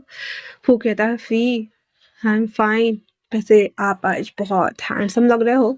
पावल शर्माते हुए कहता है, अच्छा? तो फू कहता है, मैं कॉलेज जा रहा हूँ अकेले, तो क्या आप मुझे छोड़ने जाओगे? विंग पीछे से आते हुए कहता है, और इसे छोड़कर नहीं आए थे, ये तुम्हारे पीछे गम लगाकर चिपक जाएगा, इससे अच्छा है कि तुम इसे छोड़कर आ जाओ। पावल पावल कहता है, बट वो कहता है, हाँ जाओ जाओ जाओ, मैं तुम्हारा काम देख लूंगा। तो पावल कहता है, इतना बोलकर फू को छोड़ने के लिए अपना बाइक ओपन करता है, जहाँ पे वो उसे आकर पकड़ के और उसके टमी के राउंड हैंड्स प्राप्त कर लेता है। पावल कहता है, ये क्या कर रहे हो? फू कहता है, डडलॉप्स मम्मा ना। तो पावल हंसते हुए कहता है, और मम्मा कौन है? फू कहता है, जिसने अभी अभी किसी को लिफ्ट दिया है। पावल कहता है, हे क्या तुम्हें लगता है मैं? तो फू कहता है, मैं बहुत अच्छा हूँ इसमें। तो पावल कहता है, तुमने कहीं ट्राई किया है? कहता है, नहीं, मुझे अपने स्टेज पे पूरा भरोसा है। ये बोलकर उसके ऊपर अपने कंधे रख देता है, जहाँ पे पावल उसे मिरर में देख रहा था और कहता है, इसकी शक्ल कितनी क्यूट है पर हरकतों जालिमों वाली है। और इतना मन में सोचते हुए बाइक ऑन कर देता है, जहाँ पे पावल उससे पूछता है, तुम क्या पढ़ते हो? कहता है, मैं चिप्स बनाता हूँ। कहता है, हाँ तुम आलू भुजिया बनाते हो? फू हंसते हुए कहता है, नहीं नहीं नहीं, मैं चिप बनाता हूँ, चिप, सेमीकंडक्टर चिप्स, या फिर ऐसे चिप्स जो लैपटॉप्स और कंप्यूटर्स में लगते हैं, प्रोग्राम सॉफ्टवेयर, समझ में आया? तो कहता, वो तो कहता, मैं वो सीखने आया हूँ और मैं बनाता भी हूँ। ये बोलकर वो ऐसे बातें करते हुए जा रहे थे। तो वो कहता है, ये सही है तुम्हारा।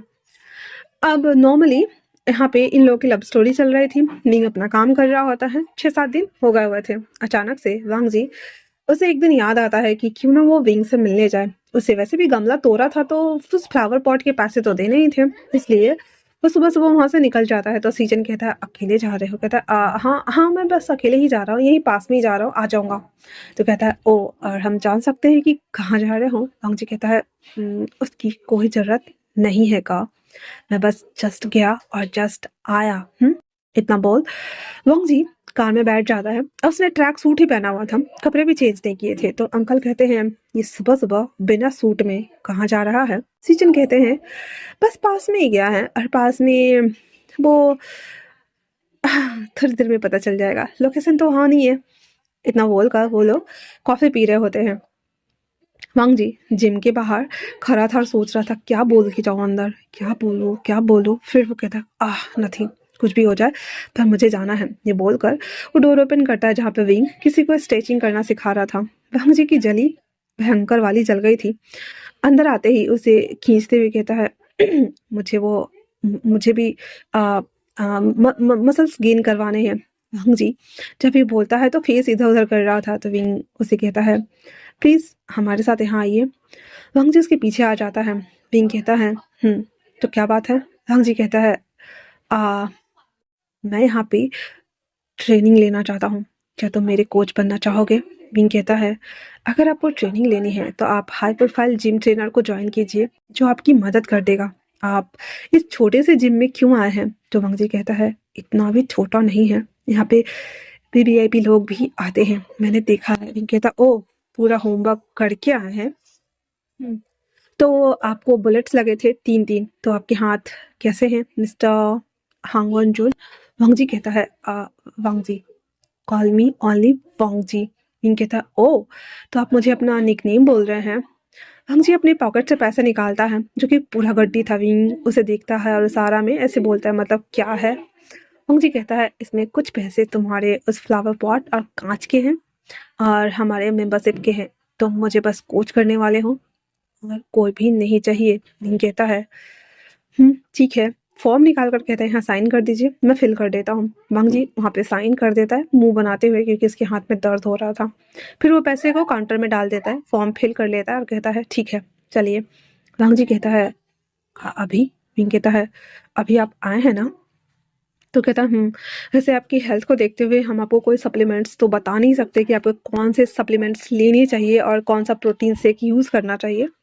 आप जस्ट फ़िलहाल से। तो कहता है, नो मेरे पास ये सभी चीज़ें हैं, बस मुझे तुम बताओ कि क्या-क्या कर सकता हूँ मैं? विंग कहता है, हाँ दिस वे सर। इतना बोलकर उसे ले जाता है और एक वाली मशीन पे बिठा देता है और कहता है, हैंड काम नहीं कर रहे तो पैर को स्ट्रेचिंग कर लीजिए। वांग जी उसे देख रहा होता है। विंग जैसे ही जाने को होता है, वांग जी उसका हैंड पकड़ता है और कहता है, ठहरो। विंग कहता है, क्या हुआ? वांग जी कहता है, यहीं रुको।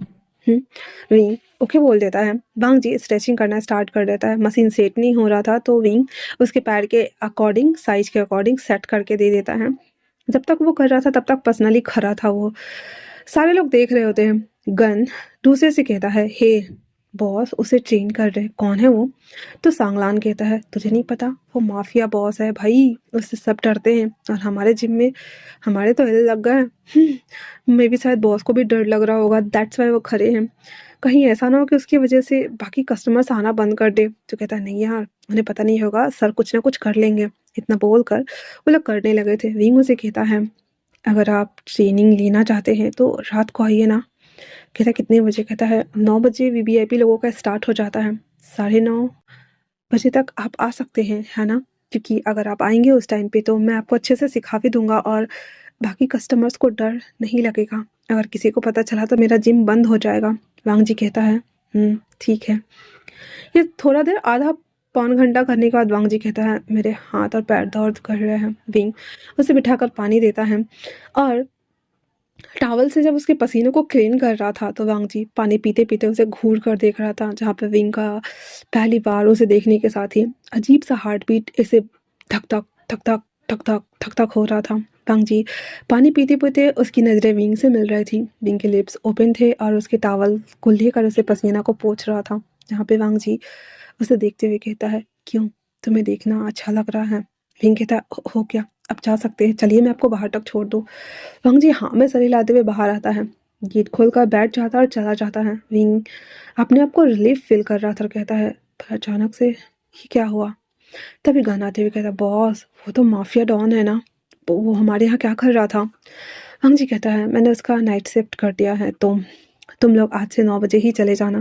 कहता है, पर वीवीआईपी कस्टमर्स? कहता है, वो लोग खुद कर लेते हैं ना, हमें गाइड करना होता है, तो पवल और मैं संभाल लेंगे, ओके ना? तो पवल आते हुए कहता, क्या हुआ? तो वो सबको बुलाकर बोल देता है कि जो माफिया है हांगन जोन, वो जिम ज्वाइन किए हैं और रात का टाइम दिया है, तो 9 बजे तक सारे बॉयज़ को बोलो घर चले जाने, तुम रुक जाना। पावल कहता है, जी। और इतना बोलकर सब लोग वापस से अपने काम में लग गए थे। वांग जी बहुत ज़्यादा रिफ्रेश फील कर रहा था और वो जब घर आता है तो सीचन कहते हैं, तो हुआ है जिम से? वांग जी उसे घूर कर देखता है, जैसे मानो पूछना चाह रहे हो, कर ली मेरी जासूसी? मिल गया कलेजे को ठंडक? अब ठंडा ही पिलाओ या फिर छाछ? सीचन कहते हैं, कोका कोला चलेगा, लाए हो? वांग जी मुंह बनाते हुए कहता है, बोलो कैसे हैं? अंकल कहते हैं, ठीक है, पर ये पसीने से लथपथ हो के आए हो तो पहले जाकर खुद को धो लो, बदबू आ रही है। वांग जी मुंह चिढ़ाते हुए चला जाता है उन लोगों को। अपने रूम में आकर सावा लेते हुए वांग जी को विंग की बहुत याद आ रही थी। मतलब अच्छा लग रहा था, वो होते हैं ना हैप्पी वाले मोमेंट्स, तो उसे वो सोच रहा होता है। फिर वो नीचे आता है जहाँ पे जंगकोक थोड़ा सा ठीक था और बाकी सब लोग उठ के बैठे हुए थे और नर्स कंपाउंडर उन लोगों को स्टिचिंग करवा रहे होते हैं। वांग जी आते हुए कहता है, क्या तुम ठीक हो? कहता है, जंगकुक उसे टेटी को बार बार देख रहा होता है, जहाँ पे वांग जी कहता है, मिस्टर टैयोंग आप इन्हें लेकर गार्डन में जा सकते हैं क्या? तो कहता है, हाँ क्यों नहीं, ये चलना चाहे तो ले जा सकते हैं।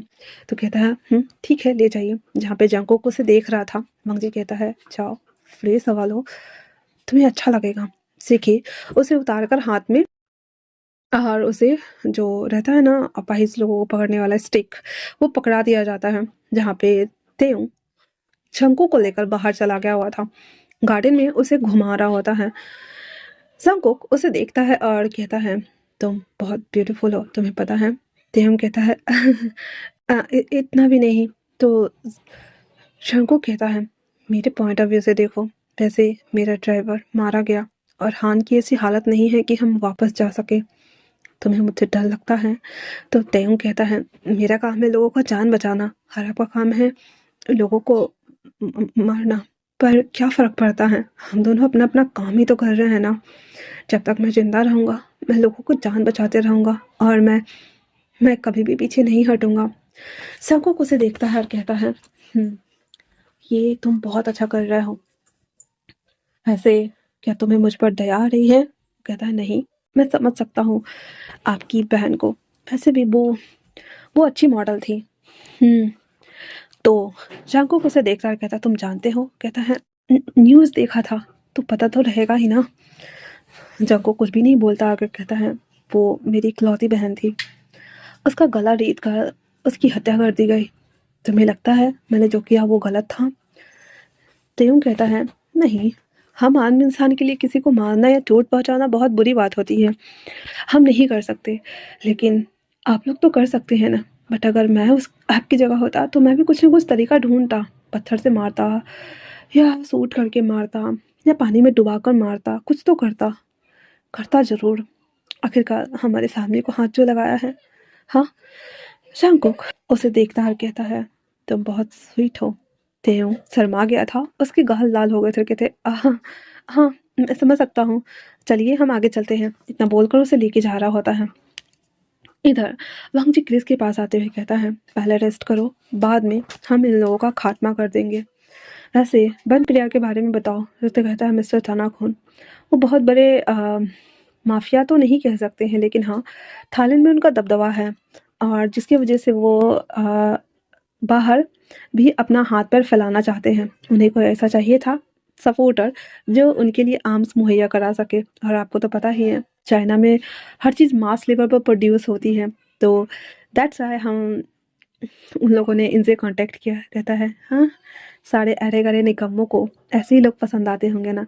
खैर छोड़ो, एक ही साथ सबको लपेटेंगे और मार डालेंगे, अगर ग्रुप लीडर ही ना बचे तो क्रिस कहता है, सही कहा, जिस तरह से हमने इसके बाप बिन रूहान को मारा, ऑन द स्पॉट। जब वो समिट में भाषण दे रहा था तब लगता है इसके भाई और इसको भी मारना पड़ेगा, तब जा कर के इसे समझ में आएगा कि ज़्यादा पर नहीं फैलाना चाहिए। आखिर बाप बाप होता है और बेटा बेटा होता है, ये बोलकर और वो एक दूसरे को देख रहे होते हैं। वांग जी कहता है ठीक है। बाहर आकर सीचन कहते हैं इस काम के लिए हम जा रहे हैं, मेरे साथ हान है सॉरी लेले हैं और सुयांग है, तो तुम आराम करो ओके ना। और हाँ, दोबारा जिम में मत चले जाना। तो वांग जी कहता है नहीं जाऊंगा। इतना बोल को अपने रूम में चला जाता है रेस्ट करने के लिए। वांग जी को बहुत सारे काम थे तो वो लैपटॉप ओपन करके उसे सबमिट करना स्टार्ट कर देता है। जो पैसे आए थे उस पैसे को यूज़ करने के लिए उसे और भी कुछ खरीदना था ना, तो वो गोल्ड्स में और बाकी सभी डायमंड्स वगैरह चेकआउट करने लगा था। रात के टाइम पे खाना वाना खा रहा होता है तो वांग जी ने बहुत कम खा रहा था। तो सीचन कहते हैं क्या बात है। वांग जी कहता है कुछ नहीं, मुझे जाना है। सीचन कहते हैं इतना रात को अगर बाहर जाओगे तो तुम्हारे लिए प्रॉब्लम हो जाएगी। क्या तुम मुझे पसंद करने लगे हो वांग जी। वांग जी कहता है पता नहीं, पर मैं जाना चाहता हूँ। सीचन कहते हैं फिर तो मुझे भी। वांग जी कहता है नो, मैं अकेले जाऊंगा। अंकल कहते हैं स्वयं इसके साथ जाना, बाहर गार्ड करना। तो कहता ठीक है। वांग जी थोड़ा बहुत खा लेता है, खाना को वैसे ही छोड़ देता है, कार में आके बैठ जाता है जहाँ पे सुयांग भी बैठा हुआ था और उसके साथ वो निकल जाता है। वांग जी कहता है तुम्हें आने की कोई ज़रूरत नहीं है, जाओ यहाँ से। सुयांग कहता है आई एम सॉरी बॉस, पर सर ने कहा है मुझे आपकी ऑर्डर मानने की ज़रूरत नहीं है। वो लोग जिम के बाहर खड़े थे जहाँ पे वो कहता है मैं यहीं से आपको गाइड करूँगा, आप जाके अपना टाइम ले सकते हैं। वांग जी सीधे बाहर निकल जाता है। वो जैसे ही क्लब में एंटर करता हुडी वगैरह पहन के आया था, वो सीधे अपनी जगह पे जाके बैठ जाता है जहाँ पे पवेल बाकी सभी लोगों को विंग के साथ में उन्हें गाइड कर रहा था। बाकी सारे बॉयज़ चले गए थे। वांग जी देख पा रहा था कि पूरा खाली है। विंग पवेल को इशारा करता है कि इन लोगों को देखो, मैं इसको अलग वाले सेक्शन में लेके जाता हूँ। और जिम सेक्शन बहुत बड़ा था तो उसे सबसे लास्ट वाले पे ले जाता है और उसे लिटा देता है और कहता है लाइए मैं आपके पैरों की एक्सरसाइज करवा दूँ। वांग जी चुपचाप से लेट जाता है। उसके बाद विंग ही उसकी एक्सरसाइज को करवा रहा होता है मशीन सेट करके, जहाँ पे वांग जी बस हाँफते हुए विंग को देख रहा था। विंग काउंट कर रहा था कि कितना ज़्यादा पॉइंट बना रहा है वांग जी। वो सब कुछ करने के बाद ही जब वो लोग 9:45 के आसपास वीवीआईपी गेस्ट चले जाते हैं तो विंग पवल के पास आते हुए कहता है तुम ऊपर जाओ, फू का ख्याल रखना, मैं नीचे हूँ ठीक है ना। तो पवल कहता है क्या कोई प्रॉब्लम है। विंग कहता है नहीं पता, पर उसका रोज आना समझ नहीं आता है, इसलिए मैं चाहता हूँ कि पावल का ध्यान रखो। पावल कहता है ठीक हूँ। इतना बोलकर वो ऊपर चला जाता है जहाँ पे फू कहता है विंग पीछे पलटता है तो कहता है पी आप यहाँ। कहता है हाँ मैं यहाँ, क्या नहीं आ सकता। कहता है नहीं नहीं नहीं आप बैठो खाओगे। कहता है बना रहे हो तो बना लो, मैं यहीं रुकूंगा तुम्हारे साथ। तो कहता है विंग विंग कहाँ है। पावल कहता है वो वो माफिया बॉस आए हुए हैं तो उसी के साथ है, थोड़ी देर में आएंगे, तब तक मुझे तुम्हारा ध्यान रखने के लिए भेजा है। फुआ तो कहता है ओह सच्ची में, तो फिर पवल मेरा ध्यान रखेंगे, तो फिर तो मैं बहुत खुश हूँ। कैसे ध्यान रखेंगे। पवल इस्तेमाल करते हुए कहता है तो बहुत बोलते हो और साथ में बेशरम भी हो। फू कहता है हाँ मैं तो बहुत कुछ करना चाहता हूँ, पर फिर पवल मुझे परमिशन ही नहीं दे रहे हैं। जहाँ पे पवल उसका पूरा मुंह लाल हो गया था और वो कहता है बदमाश कहीं के, जाओ अपना काम करो। वो कहता है आपको शर्माना भी आता है। और ये बोलकर वापस से वो खाना बनाने लगा था। इधर विंग उसे बिठाता है, कहता है ये पानी। वांग जी पानी पी रहा होता है तो कहता है कुछ पीने के लिए ड्रिंक्स नहीं है। विंग कहता है है तो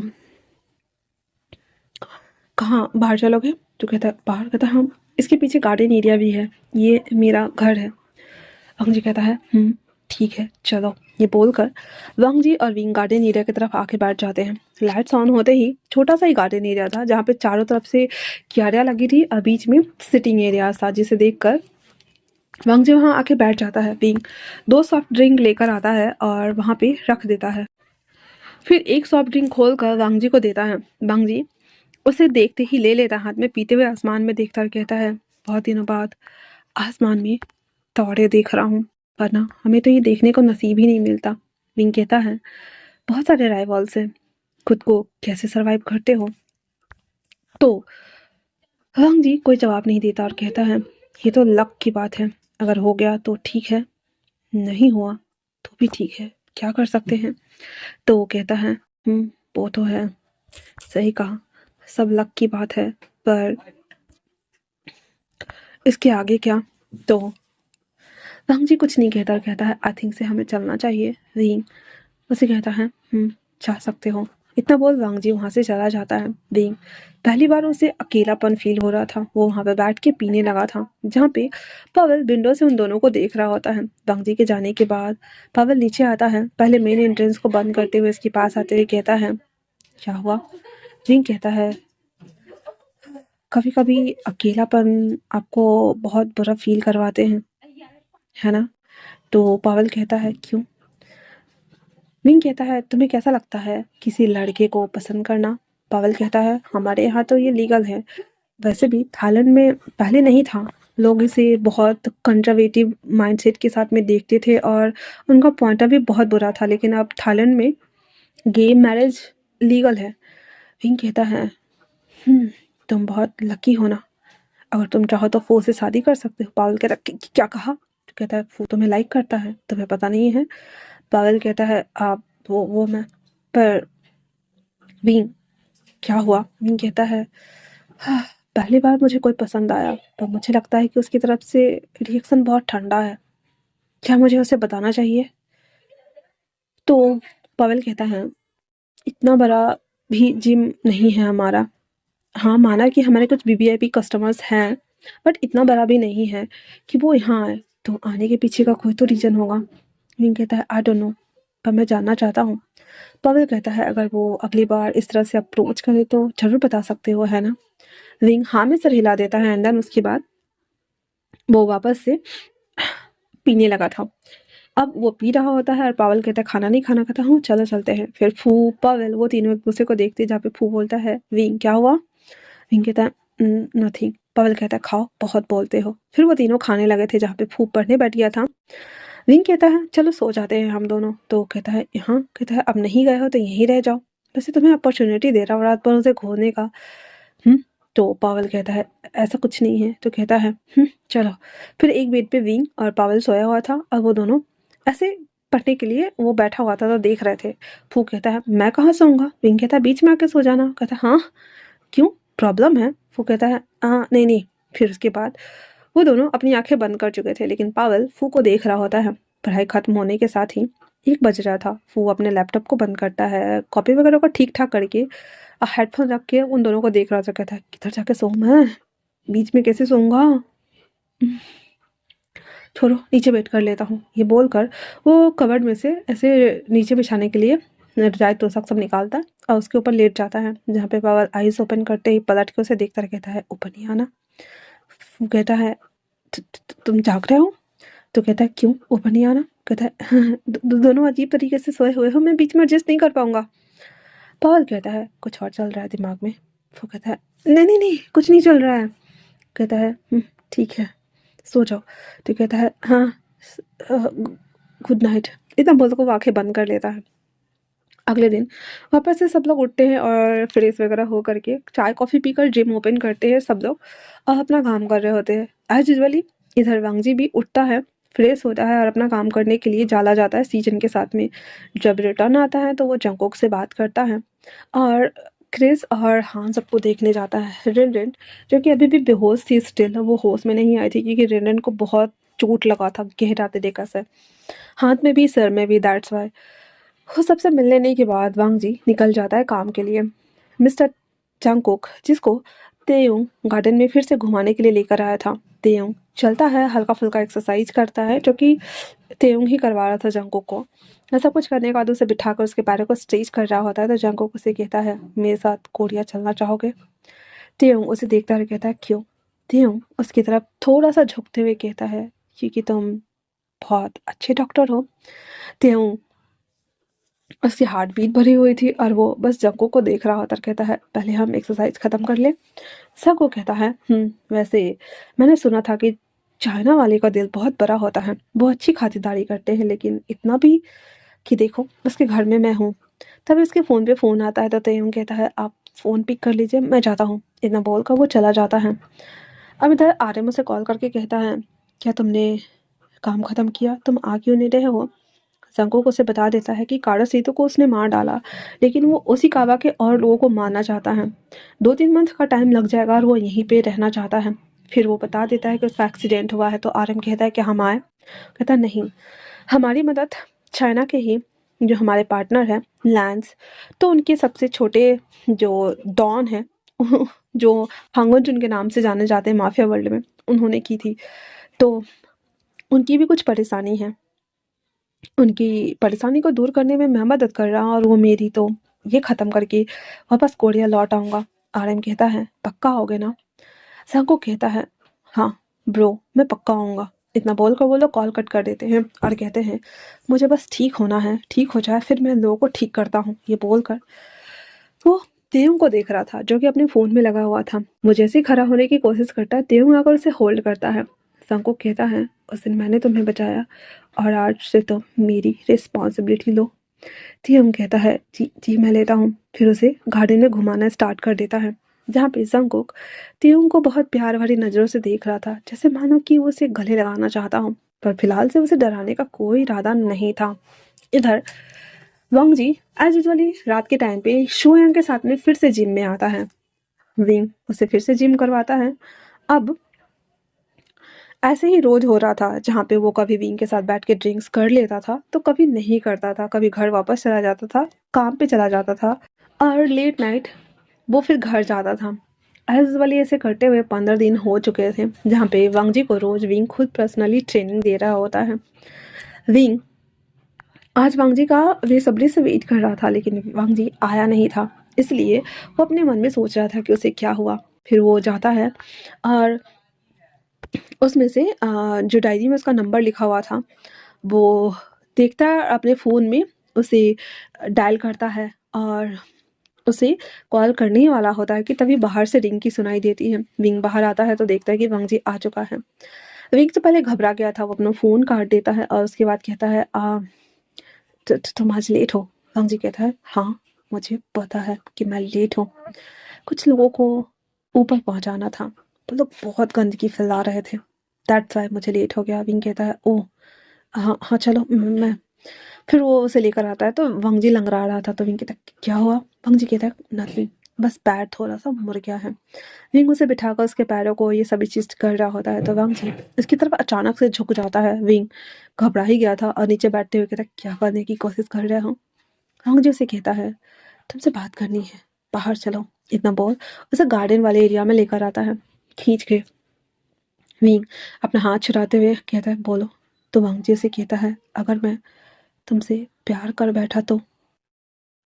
विंग और वांग जी के बीच में एक खतरनाक साइलेंस था। वो दोनों कुछ देर एक दूसरे को देख रहे हो थे, तो वो कहता है फिर तो ये बहुत खतरनाक होगा है ना, क्योंकि इसमें हारने वाला जिंदा नहीं बचेगा। वांग जी हल्का सा एक क्रुक वाले स्माइल करते हुए कहता है और जीतने वाला? विंग ने कहा वो भी तो पूरी तरीके से सेफ नहीं होगा ना। वांग जी उसे कहता है तो फिर मेरे गले क्यों नहीं लगना चाहते? विंग उसे गले लग जाता है और कहता है आई लव यू। वांग जी बोलो या हांगन जुन? वांग जी कहता है तुम मुझे जो बुलाना चाहो बुला सकते हो, पर अगर मैं जीता तब भी मैं हार जाऊंगा। विंग कहता है और अगर मैं जीता तो मैं ऑलरेडी हार चुका हूँ। वांग जी उसे अपनी लेफ्ट हैंड से गले लगा लेता है, जहाँ पे उसे अच्छा लग रहा था। फिर दोनों थोड़े से सेपरेट होते हैं और एक दूसरे को देख रहे होते हैं। विंग उसे देख रहा होता है तो वांग जी से कहता है क्या तुमने कभी किसी को किस किया है? मुझे कोई प्रॉब्लम नहीं है, तुम्हें एक्सपीरियंस है?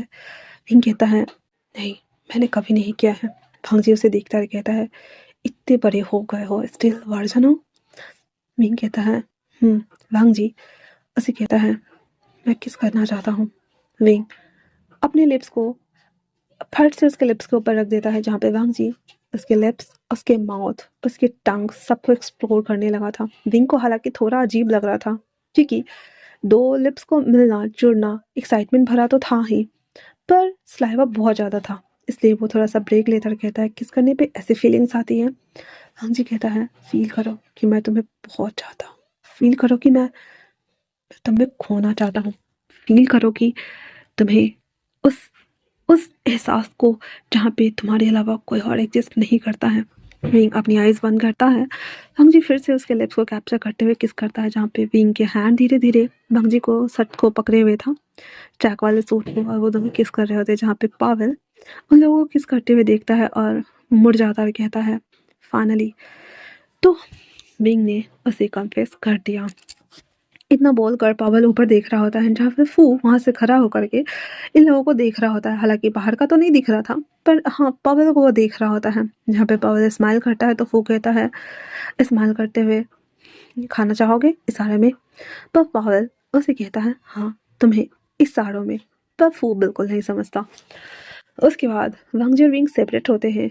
वांगजी उसे कहता है कि बहुत डेंजर होने वाला है, मैं मेक श्योर करूँगा कि तुम तक। विंग कहता है मैं लोगों को कॉन्फिडेंट देता हूँ, उन्हें स्ट्रांग बनाता हूँ। तुम्हें लगता है मुझे सेफ्टी नहीं आते होंगे? तो कहता है आते तो हैं, पर कहता है मैं समझ सकता हूँ, चिंता मत करो। और ये बोलकर उसे वापस अंदर लेकर आता है। फिर उसे एक्सरसाइज कराना स्टार्ट कर देता है। ये बहुत खुश था। उसके बाद लास्ट में वो जब बाहर आता है तो वापस से उसे गले मिल लेता है गेट पे ही। फिर वो चला जाता है, जैसे सोयंग देखकर हाँ हाँ करके देख रहा होता है। विलेक बॉस पटा लिया आपने। उसके बाद वो वहाँ से चला जाता है। घर आते ही वांगजी जंगो के पास जाता है और कहता है क्या तुम इस लायक हो कि उन लोगों को मार सको? ऑलरेडी अब 20 दिन होने को आए हैं, हमें एक्शन प्लान करना होगा, है ना? तो कहता है हम इस मंथ का एंड होने का वेट करते हैं, उसके बाद मैं उसी कावा के सारे लोगों को ढूंढूंगा और मारूंगा, और तुम्हारे जो दुश्मन है वेन्स उनको। तो कहता है ठीक है। इतना बोलकर और वो उससे हैंडशेक दोबारा करता है और कहता है ठीक है। तो जी वहाँ से चला जाता है। तेउंग नाइट शिफ्ट पे था। संको को लेटा हुआ था। तो तेउंग उसे कहता है क्या हुआ? संको कहता है मैं बाहर जाना चाहता हूँ। कहता है ठीक है। तेउंग संको को लेकर के छत पे आता है और वहाँ पे उसे राउंड करवा रहा होता है, जहाँ पे संको को उसे कहता है मुझे अपनी देश की बहुत याद आ रही है, मुझे कोरिया जाने का मन कर रहा है, लेकिन अभी मेरा काम ख़त्म नहीं हुआ है। क्या तुम मेरे साथ वापस जाना चाहोगे? जहाँ पे तेउंग उसे देखता है और कहता है क्यों? शंकुक उसके पास आता और कहता है बेबी मैं तुम्हें लाइक करता हूँ। तेउंग के तो तोत्ते उड़ गए थे और कहता है बेबी मैं डॉक्टर हूँ। शंकुक कहता है मेरे पॉइंट ऑफ व्यू से देखो, वैसे भी तुम असिस्टेंट डॉक्टर हो, अगर मेरे साथ काम करोगे तो अगर कोई बीमार होता है, क्योंकि कोई ना कोई होता ही रहता है, चोट लगती है, घायल होता है, तो डॉक्टर की जरूरत पड़ती है। तो तुम मेरे साथ काम कर सकते हो ना? तेहुं कहता है पर मैं यहाँ प्रैक्टिस के लिए आया था। तो जंगकुक कहता है मेरे साथ चलो, तुम्हें फुल परमानेंट डॉक्टर बनाऊंगा। जंगकुक उसे देख रहा होता है ऐसे ब्लिंक ब्लिंक करके। तो तेहुं कहता है सीरियसली जाना होगा? जंगकुक उसे और करीब करता है, कहता है हर अच्छे काम करने पे बोनस मिलेगा। तो कहता है हाँ बहुत सारे पैसे मिलेंगे। जंगकुक उसके बालों को रफल करते हुए कहता है तेहुं कहता है मैं सोच के बताऊंगा। संगुक उसे देखता और कहता है ठीक है चलो वहाँ बैठते हैं, ऊपर तारा देखते हैं। फिर वो दोनों वहाँ बैठ गए थे और आसमान में तारे को देख रहे होते हैं, जहाँ पे संगुक धीरे से अपने हैंड्स को देवों के हैंड्स के ऊपर रख दिया हुआ था और अपने मन में कहता है डियर बेबी टेटे मैं तुम्हें अपने साथ जरूर लेके जाऊंगा, बस एक बार हम सब ठीक हो जाए। इतना बोल के वो एक बार टेटे की तरफ देखता है और वापस से तारा देखने लगा था। इधर पावेल सभी चीज़ों को सेटअप कर लेता है। तब तक विंग नहा के आ गया हुआ था। वो जब नीचे आता है तो वो बोलता है मैं देख लेता हूँ, तुम जाओ फ्रेश हो जाओ। तो पावेल कहता है आज भी रहना है? विंग कहता है तुम जानते हो क्या हालात हैं, जब वो यहाँ आता है तो कोई ना किसी की नज़र हमारे यहाँ होगी। मैं चाहता हूँ कि अगर मुझे कुछ, पावेल कहता है विंग, विंग कहता है सीरियसली अगर मुझे कुछ हो जाता है तो कम से कम फू का ध्यान रखना। मैं चाहता हूँ कि तुम फू को अपने साथ ले जाओ। तो पावेल कहता है क्या वो आना चाहेगा? विंग कहता है वो जरूर जाएगा, मैं उससे बात करता हूँ। इतना बोल कर वो ऊपर आता है और फू को कहता है कि तुम पावेल के साथ शिफ्ट हो जाओ। फू कहता है लेकिन क्यों? क्या क्या मैं यहाँ पे बोझ बन रहा हूँ? क्या क्या मैंने कुछ गलत किया है? क्या क्या तुम्हें पैसे चाहिए विंग? तो मैं देता हूँ ना। विंग कहता है नहीं ये सब नहीं, एक्चुअली में मैं, फिर वो बता देता है कि वो माफिया हांगन जिनको लाइक करता है और वो रोज यहाँ आता है, तो बात आग की तरफ फैल ही जाएगी कि उसका कोई लवर है, और जब बात फैल जाएगी तो कोई ना कोई मुझे मारने की कोशिश करेगा ही। तो मैं नहीं चाहता कि तुम्हारे साथ कुछ भी बुरा हो। वो कहता है तो इसलिए मुझे यहाँ से निकाल रहे हो? मैं नहीं जाऊँगा। तो विंग कहता है मैं नहीं चाहता, तुम यहाँ अपनी पढ़ाई पूरी करने आए हो और तुम्हारे साथ कुछ भी गलत हो। इसलिए मैं चाहता हूँ। तो वो कहता है ताकि तुम यहाँ अकेले रह जाओ और वो लोग तुम्हें नुकसान पहुँचा के चले जाएं, और अगर कोई नहीं हुआ तो मैं नहीं जाऊँगा। तो पावेल कहता है देखो फू, बात को समझो। तो फू कहता है तो तुम यहाँ क्यों नहीं रह जाते? वैसे भी वो रूम खाली है, तुम पैसे दे दो, तुम रूम छोड़ दो। तो पावेल विंग को कहता है ये बात सही कह रहे हो, वैसे भी कहीं ना कहीं मुझे रूम रेंट ही देना है, तो क्यों ना मैं तुम्हें रूम रेंट दे दूँ। तो विंग कहता है मतलब मैं अकेला काफ़ी नहीं हूँ कि मेरे साथ अगर कुछ हो जाता है तो तुम दोनों को भी ऊपर तो आएंगे। पावेल कहता है साथ मिलकर देख लेंगे, अच्छा और बुरा दोनों। विंग कहता है हाँ, तुम लोगों से बहस करना ही बेकार है। इतना बोलकर वो चला जाता है। जहाँ पे पावेल कहता है हम तुम्हारी बात नहीं मानने वाले हैं, हम यहीं पे शिफ्ट हो रहे हैं। विंग कहता है हाँ सही है, तो उसका ख्याल रखना। एक लौता ऑनलाइन फ्रेंड है मेरा वो। तो पावेल कहता है फिर वो तीनों वापस से बाद में आकर खाते और सो जाते हैं। अगले दिन वांग जी फिर से उसे मिलने के लिए आया हुआ था, जहाँ पे विंग थोड़ा सा परेशान था। तो वांग जी उसे कहता है क्या हुआ विंग? विंग उसे बाहर ले जाता है गार्डन एरिया में और उसे बता देता है जो कुछ भी उसने सोचा हुआ था। वांग जी कहता है चिंता मत करो, तुम अपना फ़ोन दो, उसका लोकेशन ट्रैक वगैरह सब ऑन कर देता। कहता है यहाँ पे मैं किसी को स्पाई के लिए रख दूंगा, 24 घंटे तुम पे नज़र रखेंगे, है ना? विंग कहता है क्या कहा तुमने? तो कहता है बस तुम्हारी सेफ्टी के लिए, दैट्स इट। विंग उसे कहता है मैं समझ सकता हूँ मेरी सेफ्टी के लिए। तो वांग जी कहता है तो फिर चलो मेरे साथ घर। तो कहता फू वो कहाँ छोड़ दूँ मैं उसे? तो वांग जी ऐसे मुंह बनाते हुए कहता है और वो तुम्हारा बॉयफ्रेंड था क्या? तो विंग कहता मेरा ऑनलाइन फ्रेंड था वो। क्या तुम भी वो यहाँ पे पढ़ाई कंप्लीट करने आया है और पावेल भी यही रहता है। तो वांग जी कहता है अगर तुम चाहो तो मैं सबको ले जा सकता हूँ, मेरा घर काफ़ी बड़ा है। विंग कहता है काफ़ी बड़ा है पर मुझे वहाँ से रोज़ यहाँ आना पड़ेगा, ये कुछ ज़्यादा रिस्की नहीं हो जाएगा?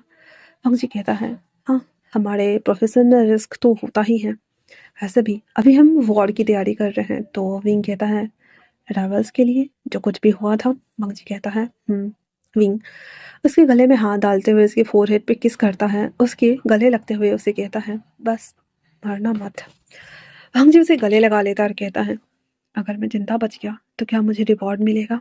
विंग कहता है हाँ पक्का मिलेगा, तुम मेरे साथ वो सब कुछ कर सकते हो जो एक बॉयफ्रेंड दूसरे बॉयफ्रेंड को करते हैं, और वैसे भी हम बच्चे नहीं हैं। वांग जी उसे कहता है उसके कानों को ऐसे लिक करते हुए सच में। विंग कहता है अभी चलो एक्सरसाइज करो, तुम्हारे हाथ ठीक करने हैं। फिर उसे लेकर के आता है। सब कुछ हो जाने के बाद वांग जी कहता है मुझे भूख लगी है। विंग कहता है ठीक है चलो ऊपर। जहाँ पे फू खाना बना रहा था तो उसे देखते ही सबकी सिट्टी पिट्टी गुम। विंग कहता है डरो मत। फू कहता है माफिया है ना? तो वांग जी कहता है मैं खा नहीं चाहता लोगों को। फू तो डर के मारे पावेल का पैंट पकड़ा हुआ था। पावेल कहता है फू। विंग कहता है डराओ मत, वो डर जाएगा। वांग जी कहता है ये कितना क्यूट है। इतना बोलकर उसके बालों को उसको गालों को खींच रहा होता है। तो पावेल भी like he don't touch my man. Wang ji भी लाइक बस यही तो देखना था, अगर पसंद करते हो तो बोलो ना, गुस्सा क्यों कर रहे हो? फू उसे देखते हुए कहता है पावेल। जो कहता है हाँ मैं तुम्हें लाइक करता हूँ, और कुछ सुनना है तुम्हें? वो कहता है नहीं। फिर वो कहता है थैंक यू माफिया। तो वांग जी हंसते हुए कहता है ये चाइनीज बोल लेता है? विंग कहता है हाँ थोड़ा थोड़ा। फिर वो सब लोग खाते हैं।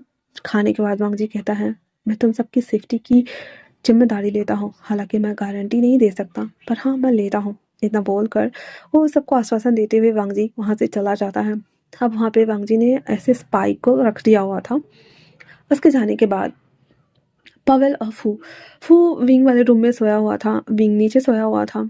पावेल दूसरे वाले रूम में सोया हुआ था जहाँ पे फू को नींद नहीं आ रही थी। विंग आराम से सो गया हुआ था। फू उठता है और बाहर ऐसे गैलरी में खड़ा होकर के बाहर की साइड रोड की साइड देख रहा होता है। पावेल पानी लेने के लिए जैसे ही वो किचन से इस सेक्शन में जाता है तो वो देखता है कि गैलरी की लाइट्स ऑन है। उसके बाद वो वहाँ पे जाके खड़ा हो जाता है, डोर ओपन करते हुए कहता है फू अकेले यहाँ क्या कर रहे हो? अभी इस साइड तुम्हें पता है ना यहाँ नहीं आना चाहिए। तो वो कहता है इतनी रात को कौन आएगा? कहता है रात को ही, अगर किसी ने हमारे घर पे बम बम फेंक दिया तो? वो हंसते हुए कहता है मैं माफिया का बॉयफ्रेंड नहीं हूँ। तो कहता है उसने थोड़ी देखा है कि कौन बॉयफ्रेंड है और कौन नहीं, और तुम इतने क्यों। फिर वो बोलते बोलते रुक जाता है, जहाँ पे पावल कहता है तुम बहुत क्यूट हो फू। फू कहता है हम्म, तो मम्मा लाइक्स डैडा ना। पावल कहता है मम्मा लाइक्स डैडा। फिर उसके बाद वो उसके गले में हाथ डालते हुए कहता है तो डैडा लाइक मम्मा। दोनों एक दूसरे को देख रहे होते हैं, जहाँ पे फू धीरे धीरे से अपनी आंखें बंद कर देता है, पावल उसे किस कर देता है, और फू कहता है तो सच में तुम तुम मुझे पसंद करते हो ना। तो कहता है हाँ हाँ पसंद करता हूँ, पर अभी पढ़ाई कंप्लीट करो और कुछ और मत सोचो, समझे ना। इतना बोल उसके फोरहेड को फ्लेक्स करके दूर कर देता है और कहता है नॉटी बच्चा, दिमाग में पता नहीं क्या चल रहा है। वो हंसते हुए कहता है कुछ नहीं चल रहा था, मैं तो पानी पीने आया था। पावल कहता है बॉटल कहाँ है। इतना बोलकर उसे देखता है। वो लोग दरवाजा बंद करके फिर सोने के लिए चले गए थे। वो विंग के रूम में चला गया था, पावल अपने रूम में चला गया हुआ था, और वो हंसते हंसते सो जाता है, जहाँ पे विंग आईज ओपन करते हुए कहता है लगता है मैं ही कबाब में हड्डी बन रहा हूँ, क्या दोनों का साथ सोने देना चाहिए। नहीं नहीं, अभी इसको पढ़ाई कंप्लीट करनी है, अगर इन सब में उतर गया तो पढ़ाई से दिमाग भटक जाएगा, इसलिए सही है कि मैं बीच में कबाब में हड्डी बन ही जाता हूँ। ये बोलकर विंग आंखें बंद करके सो जाता है। नॉर्मली 1 मंथ हो चुके थे, जहाँ पे जंगकुक रिकवर हो चुका था, क्रिस के पैर भी धीरे धीरे करके ठीक हो चुके थे, बैंडेज कट गया था, रेन रेन उसे होश आ गया था, और उसका एक्सरसाइज जो तेईती था वो करवाना स्टार्ट कर चुका था। अब ब्रेन में चोट लगा था तो उसे टाइम लगने वाला था, लेकिन वो एक्सरसाइज कर रही थी और अपनी स्किल्स को मास्टर करना चाहती थी, लेकिन वांग जी ने उसे फुल रेस्ट दिया था जब तक कि उसके घाव भर नहीं जाते ठीक तरीके से। हाँ, वो भी अब थोड़ा बहुत एक्सरसाइज करने लगा था ताकि वो भी रिकवर हो जाए। क्रिस उसकी मदद करता था, और हाँ उससे सीखता भी था बहुत कुछ। इस तरीके से 1 मंथ से ऊपर हो गया था। जंगकुक वांगजी से और सीचन से कहता है, क्योंकि सब लोग खाने पे बैठे हुए थे, कि क्यों ना अब उन लोगों को पकड़ना चाहिए, क्योंकि ये लोग बहुत ज़्यादा परेशान कर रहे हैं। तो सीचन कहते हैं ठीक है, वैसे भी मीटिंग्स तो होती ही हैं, उस मीटिंग्स में हम लोग अंदर जाने वाले हैं, बाहर से तुम लोगों को जो करना है कर सकते हो, एक ही साथ ख़त्म कर देते हैं। वैसे भी कुछ वियतनामीज़ होंगे, कुछ वेंचाओ के लोग होंगे, और कुछ ओशिकावा के। अब जितने भी लोग हैं देख लेना, और जब ख़त्म होता ही है तो वॉर्स में तो सब कुछ जायज़ है ना। संकू कहता है ठीक है, इसकी जिम्मेदारी मैं लेता हूँ। सीचन कहते हैं तो फिर ठीक है। उसके बाद वो सब लोग जिसमें वेपन्स रखे जाते हैं उस रूम में आते हैं, और आने के साथ ही सब लोग अपने अपने पसंद का 2-3 वेपन्स चुन लिया हुआ था, और सब गन्स वगैरह ले लिए हुए थे। वो सब ले करके सब कार वहाँ से चलता है। ये लोग कार में बैठे हुए थे, और बाकी जितने भी लोग थे अंदर मीटिंग के, जहाँ पे बेंच और वेंसू सामने बैठे हुए थे, और साथ में ओशिकावा भी। नया जो दिख रहा था वो था वियतनामीज कुछ एक दो, और साथ में चाइना के ही अलग अलग तबके से आए हुए 2 छोटे छोटे और गैंगस्टर। वो सब लोग बैठे हुए थे, तो सीचन और वांगजी भी आके बैठ जाते हैं उनके साथ में। लेले और क्रिस खड़े थे, वो सब गन्स लेके आराम से स्टार्टिंग से ही पोजीशन में खड़े हो गए थे कि कुछ हुआ तो ठोकेंगे या निकलेंगे इधर से। सब लोग अपने अपने एरिया के बारे में डिस्कस कर रहे होते हैं, और ये हांग अर्जुन कुछ नहीं बोल रहा था, क्योंकि इन सब का मेन अगर कोई था तो वो हांग अर्जुन था। वो बहुत ज़्यादा साफ और बहुत ताकतवर भी था इन सब लोगों से। वीन चाओ जो कि घूर घूर कर उसे देख रहा था। वो सब लोग बात कर ही रहे होते कि किस एरिया में कौन क्या व्यापार करेगा, क्या बेचेगा, क्या आयात निर्यात करेगा, और कैसे कैसे काम करेंगे, वो सभी चीज़ें जैसे अलग अलग सेक्टर्स होते हैं ना वैसे वैसे। लेकिन वेन चाओ हाथ पटकते हुए खड़ा हो जाता और कहता है इसकी वजह से इसकी वजह से मेरे पापा की डेथ हो गई, और इसने पूरे चाइना पे अक्वायर कर लिया और खुद को माफिया डॉन बना के बैठा हुआ है। लगता है कि ये बनने लायक है। वांग जी जो कि इसकी बकवास सुन रहा था चुपचाप, पर वो कहता है सीजन कहते हैं क्यों, मेरे भाई में काबिलियत है, और सब कुछ फेयर वाइज हुआ था, किसी एक को मरना था, तुम्हारे पापा चले गए, तो गलती किसकी है जो।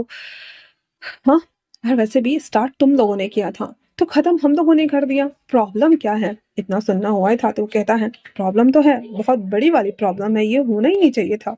तो कहता है सच में सही कहा। इतना बोलकर वंग जी कहता है तो तुम क्या चाहते हो। वेंचाओ कहता है हम बस इतना चाहते हैं कि तुम अपनी पोस्ट छोड़ दो, वरना हरंजी कहता है वरना क्या। हिंचा कहता है यहाँ पे सारे लोग हमारे साथ है, सिर्फ तुम दोनों हमारा क्या बिगाड़ लोगे।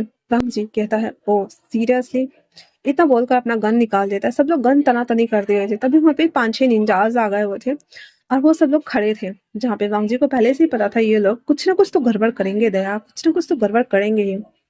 सी चैन उसे कहता है हाँ, हमने ये नहीं सोचा था। तभी वो वेन चाओ वांग जी को गन चलाने ही वाला था कि वांग जी उसके हाथ पे मारता है। वो निंजाज क्रिस और लेले की तरफ बढ़ते हैं। हालांकि फिर से बेचारे क्रिस को काट डाला था उन लोगों ने, मतलब बहुत बुरी तरीके से नहीं पर काट डाला था। लेले को भी वो लोग नीचे बैठ गए हुए थे, लेकिन गन्स चला करके उन लोगों को सूट कर दिया हुआ था। सीचन ने भी उन लोगों को लगाया था, तो सीचन के भी हैंड्स पे लगे थे कट्स। वांग जी सीधे पहले ओशिकावा को ठोक देता और कहता है तुम्हारा मालिक नहीं रहा था, तुम सब लोग सरेंडर करो। भाई साहब जैसे ही ओशिकावा को ऐसे कनपट्टी पे उठा रख के ठोक ही दिया था, क्योंकि वो भी विंग के वांग जी के ऊपर हमला करने ही वाला था। वैसे ही उन सब ने अपने अपने गर्दन उड़ा लिए थे खुद ही, वो सब मर गए थे। उसके बाद वांग जी गन्स रखते हुए कहता है तो कोई और है जो बगावत करना चाहता है। तो सब कहते हैं नहीं। उतना बोलकर सब लोग साइन कर देते हैं। उसके बाद बच गया था वीन चाओ और उसका भाई। सीचन गन निकालकर वेंसु को मार डालता है। बच गया था वेंच और कहता है इसे लेकर चलो बाहर। जो हमारा जंगकुक था वो जितने भी उनके लोग थे ना ओशिकावा के, उन सबको मार डाला था। इवन जो वेन दुहान के जो लोग थे उन सबको भी मार डाला था। इवन जो अलग अलग गैंगस्टर थे उन लोगों को भी मार डाला था। पर पूरा नरसंहार करके रखा हुआ था इन लोगों ने। बाहर आते ही देखते हैं तो ये लोग बड़े बड़े तलवार निकाल के लोग काट डाला हुआ था। भाई गांजर मूली की तरह काटा पीटा करके रखा हुआ था।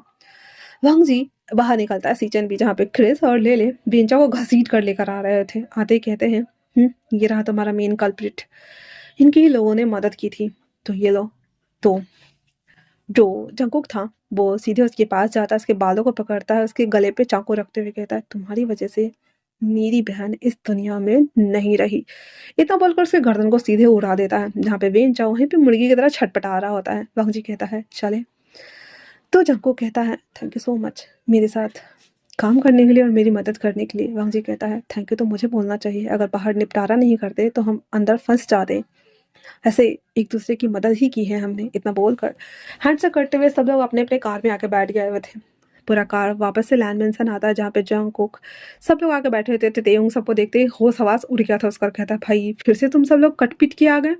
फिर से उसकी पूरी टीम उन लोगों को बैंडेज पट्टी करने में लग गई हुई थी, जहाँ पे जंगकुक भी लाइक आउच आउच कर रहा होता है। तो तेयुंग कहता है जब उन लोगों को मार रहे थे तब तुम्हें दर्द नहीं हो रहा था, अभी आउच आउच कर रहे हो। भाई साहब इतना इतना मतलब प्यार से बोलते हुए देखकर सब लोग के तो तोते उड़ गए थे। हैं इस माफिया ने डॉक्टर को बटा लिया बी लाइक ऐसे।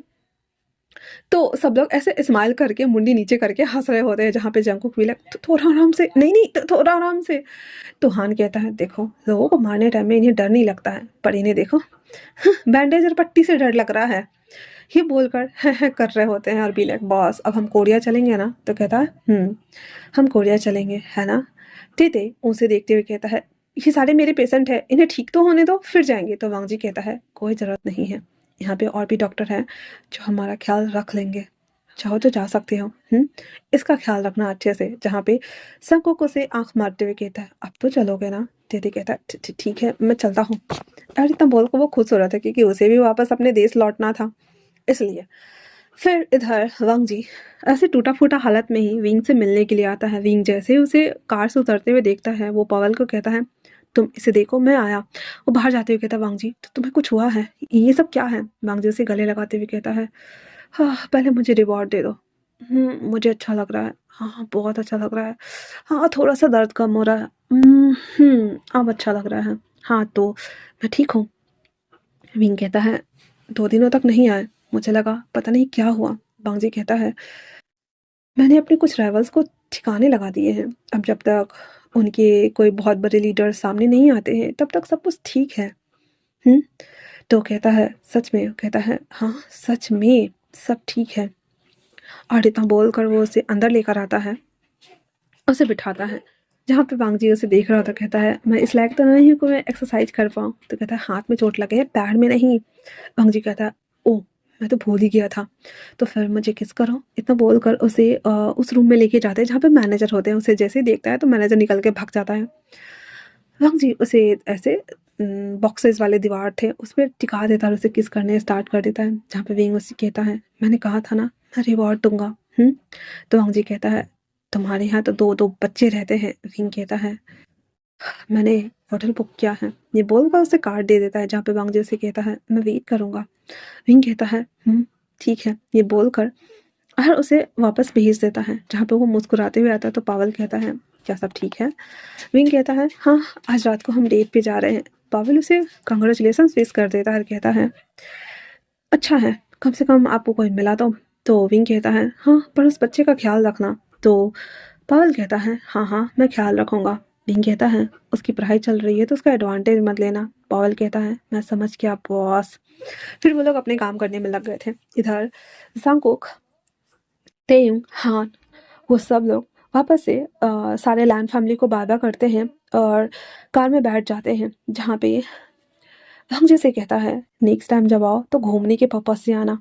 जंगकुक हाँ में सर हिला देता है एंड देन वहाँ से निकल जाते हैं। अपने प्राइवेट जेट में आते ही वो जेदे के हाथों को पकड़ते हुए कहता है तो बेबी चले। जेदे स्माइल करते हुए कहता है जंगकुक उसे लेकर के ऊपर आता है, अपने बगल वाले सीट पे बिठाता है। हान पीछे बैठ जाता है और उनकी फ्लाइट वहाँ से कोरिया के लिए रवानगी ले लेती है। जंगकुक उसे देखता और कहता है वहाँ पे तुम्हें बहुत सारे लोग मिलेंगे प्रैक्टिस करने के लिए, और अगर उस वो भी कम पड़ जाए तो मैं तुम्हें हॉस्पिटल में। तो दीदी कहता है ठीक है। जंगकुक कहता है तो वो दीदी कहता है क्या हुआ? कहता है नहीं कुछ नहीं। इतना बोलकर वो सीधे तते को अपने सीने पर रख लेता और कहता है सो जाओ, सफ़र लंबा होने वाला है। तता स्माइल करते हुए कहता है थैंक यू सो मच। उसके सो जाने के बाद जंगकुक उसके बालों पे किस करते हुए कहता है एक दिन ये मौका भी मुझे ज़रूर मिलेगा कि मैं तुम्हें फेस टू फेस किस करूँ।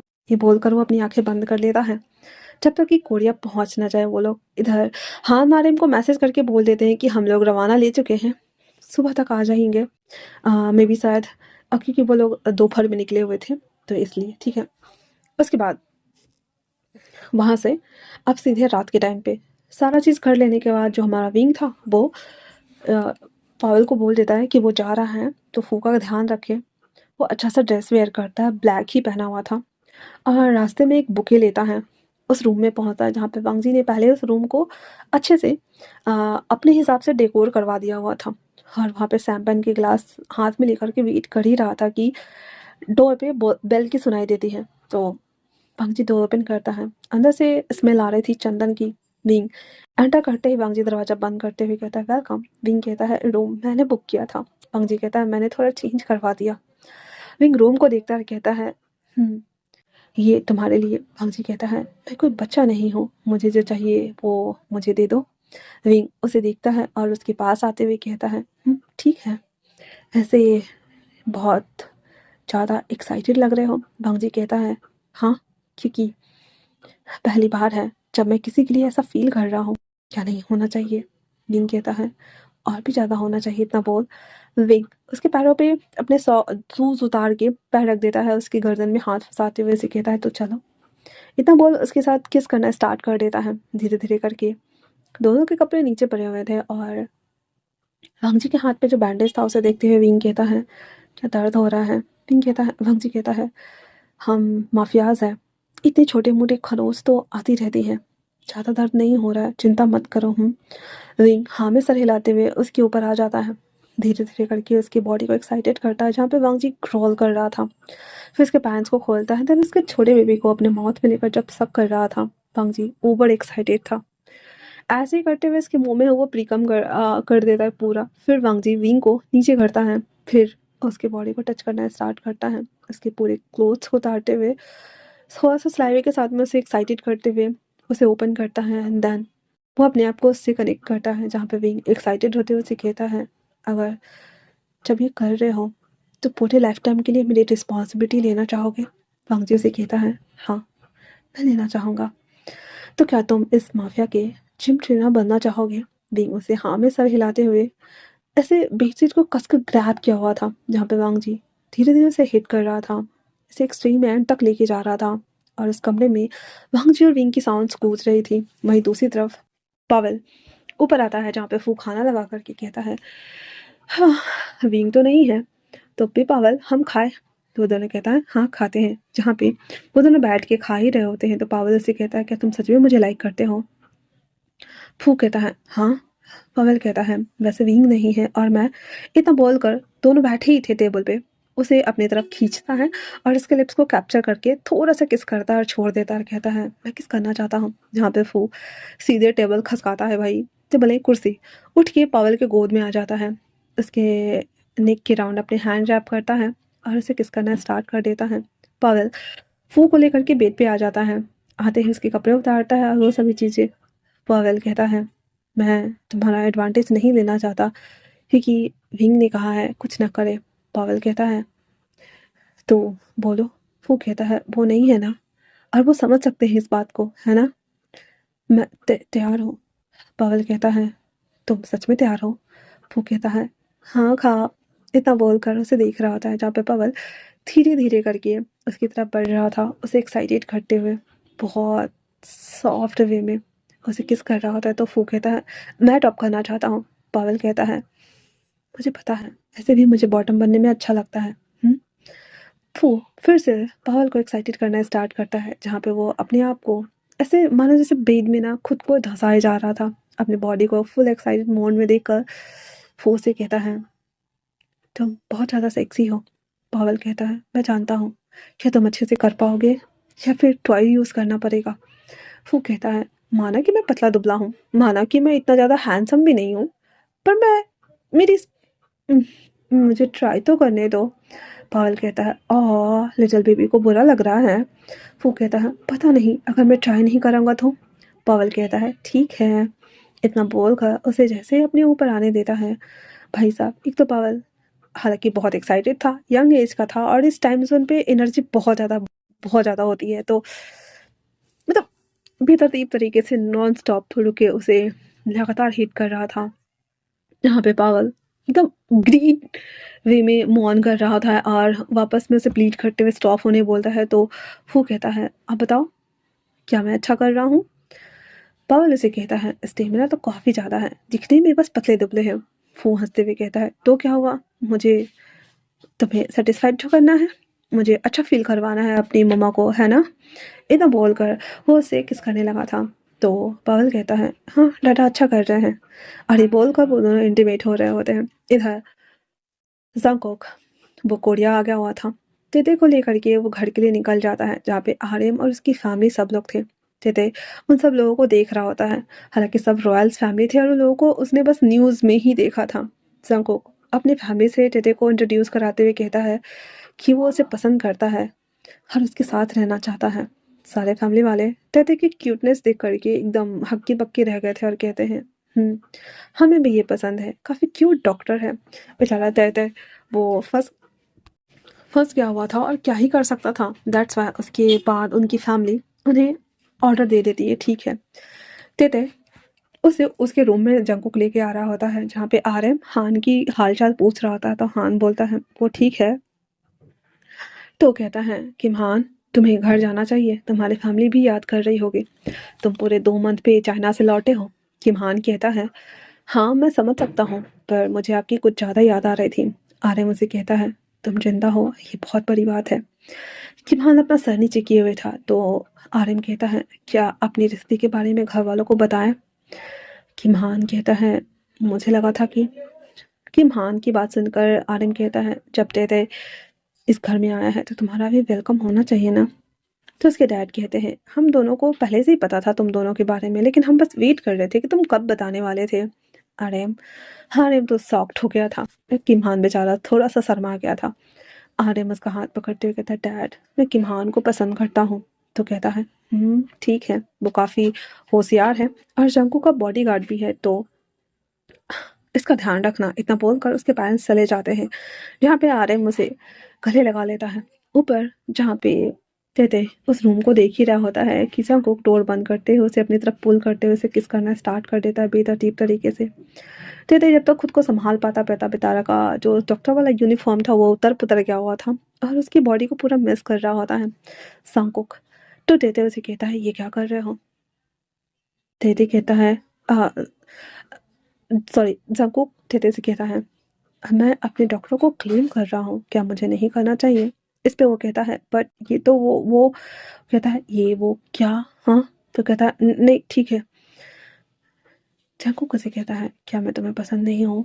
तेते उसे कहता है वो, तो वो कहता है मैंने कहा था ना मुझे मुझे तुम पसंद हो, और तुमने कहा था कि तुम मुझे रिवॉर्ड देना चाहोगे, तो मैं ये ले लूँ। इतना बोल कर उसे प्यार से देख रहा होता है, जहाँ पे भाई साहब तेते उसे बस हाँ करके देख ही रहा होता है, लेकिन जंगकुक बेशर्मों की तरह पूरा कपड़ा उतार दिया हुआ था, उसे अपने घुटनों पे बैठने के लिए मजबूर करता है और फिर उसके माउथ में अपने छोटे बेबी को डालते हुए कहता है सक इट बेबी। तेते डॉक्टर था, उसे पता है ब्लोजअप कैसे किया जाता है, तो वो ऐसे कर रहा होता है और जो जेके था उसके बालों को ऐसे कस के ग्रैब किए हुए था और उसे कहता है मैं तुम्हें क्लेम करता हूँ कि तुम इस माफिया के लिटिल क्यूट डॉक्टर बन के रहने वालों पूरी लाइफ। जेके जब ये बोलता है तो तेते की तो हालत ऐसी नहीं थी कि वो हाँ ना कुछ बोल सके, और वो बस उसे शक कर रहा था। उसके बाद आरएम उसे खड़ा करते हुए उसके स्लाइवा से लगे हुए लिप्स को कैप्चर करके किस करते हुए बेड पे पटक देता है, उसके कपड़े उतार कर उसे बैक कर देता है जहाँ पे उसके पैर नीचे ही थे। जेके उसके ऊपर आ करके उसे बुरी तरीके से ऐसे एक्सक्यूज करते हुए बाइट करते हुए उसे कहता है तो इस चीज़ को याद रखना है ना। तेरे उसे कहता है मुझे पसंद है बहुत ज़्यादा रफ और हार्ड, तो क्या इससे ज़्यादा करने वाले हो? जंगकुक कहता है मुझे पहले बताना चाहिए था ना, मैं तो थोड़ा सा सॉफ्ट यूज़ कर रहा था, मुझे भी बहुत पसंद है हार्ड और वायलेंस। इतना बोलते हुए उसके हाथों को बांध दिया जाता है और जेके उसकी पूरी बॉडी को टॉर्चर करने के बाद जब अपने आप को उसके इनसाइड इन करता है तो तेते उसे कहता है मुझे मंजूर है, और उसे किस करने लगा था जहाँ पे जेके उसे हिट कर रहा था और तेते उसे एंजॉय कर रहा होता है। एक डॉक्टर होने के नाते तेते की हमेशा से इमेजिनेशन थी कि उसके पार्टनर ऐसा होना चाहिए जो बहुत ही ज़्यादा वाइल्ड हो, बहुत ही ज़्यादा अग्रेसिव हो, और जंगकुक उस विश को फुलफिल कर रहा था। तो फाइनली तीनों पार्टनर्स को अपने अपने पार्टनर्स का लव कन्फेशन मिल गया था, उसका साथ मिल गया था, और ये स्टोरी यहीं पे एंड होती है। तो कैसा लगा आप लोगों को ये स्टोरी, मुझे कमेंट्स करके ज़रूर बताना। तो मिलते हैं नए स्टोरी में, तब तक के लिए थैंक्स फॉर वॉचिंग।